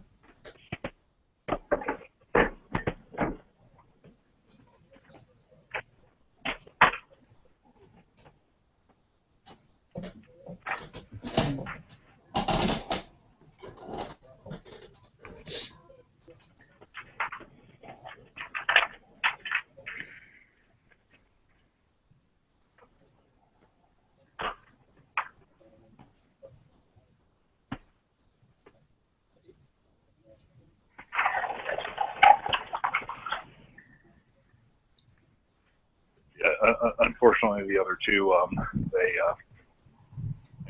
they're just scared to death of the Sheriff's Association backlashing on them. So they asked me not to use their name with anyone except for legislators, so that's what I did. Not a problem. Not a problem. But that's the scary part. Is we have 67 counties in the state of Florida, and we've had 3 that were willing to say, no, this doesn't represent me.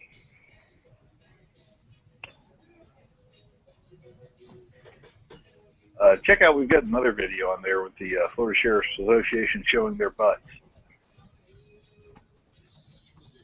I'm just going to look up your channel on YouTube, and then I can go from there. Let's see. Yeah, I've got like 3 channels on YouTube. Well, I mean... 4 technically. the 4th one's going to be just purely me doing things like shooting guns and doing the general gun blogger thing, but I haven't.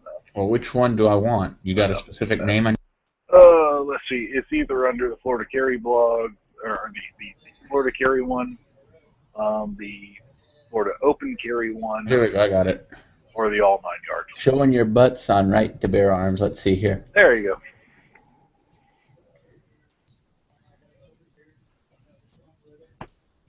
You'll notice a lot of Hillsborough County uniforms.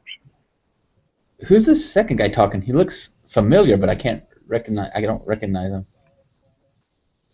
Sheriff Coates? Yeah. Former sheriff.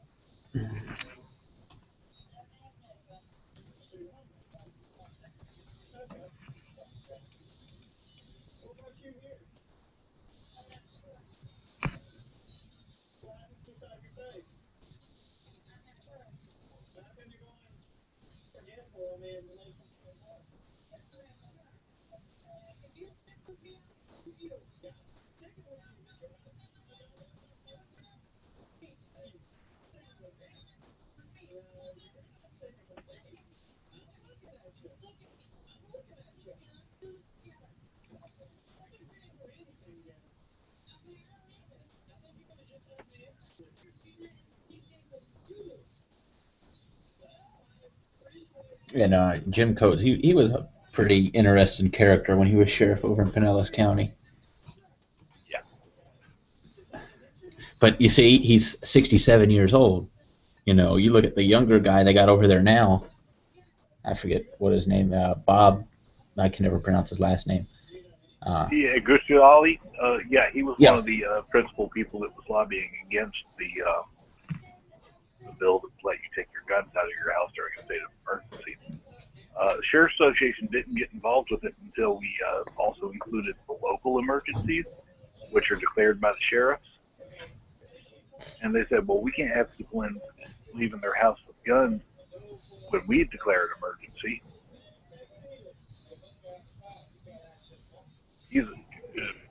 Your sheriff there is a big problem. You know, he's not my sheriff. I don't live in Pinellas County. No, Pinellas, Hillsborough, also. Someone needs to. Well, I'm not going to get into it live because I don't need anybody knocking at my door. It's a problem with knowing people. You can't talk about other people that know them, and you got to worry about them knocking at your door. Now, if you're worried about them knocking at your door, you don't know them well enough. And I'm not worried about the sheriff's office. I never had any problem with them.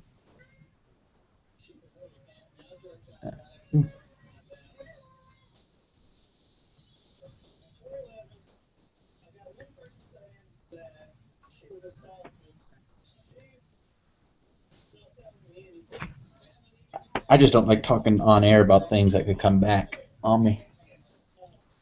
Did you understand that? Oh yeah. It ain't necessarily I'm worried about them knocking at my door. It's necessarily what they're going to be saying that I'm not going to know about. They're knocking on your door right now. Yeah, that's they can deal with it. They can deal with it. Yeah, I just got off the phone with my friend down in Chicago. No power. And Chicago is completely different, you know. Oh, yeah. They just had a bad bunch of storms go through, so you know the murder count's down tonight. Or up. Or up, yeah. I wouldn't be surprised it goes up because people are going into other people's houses with the lights off. Nah, they had some pretty wicked storms, really high winds. I actually got to see some of it on the news. It was not pretty. So it was windy in the Windy City. Yep. Who would have knew?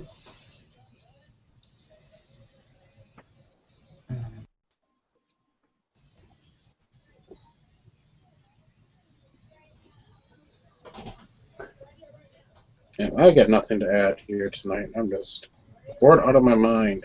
Yeah, no, I'm not really adding too much either. I can't wait till tomorrow. It's supposed to dry out and get cooler.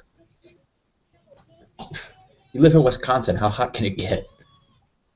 It doesn't matter how hot it gets. It matters how hot it gets with humidity.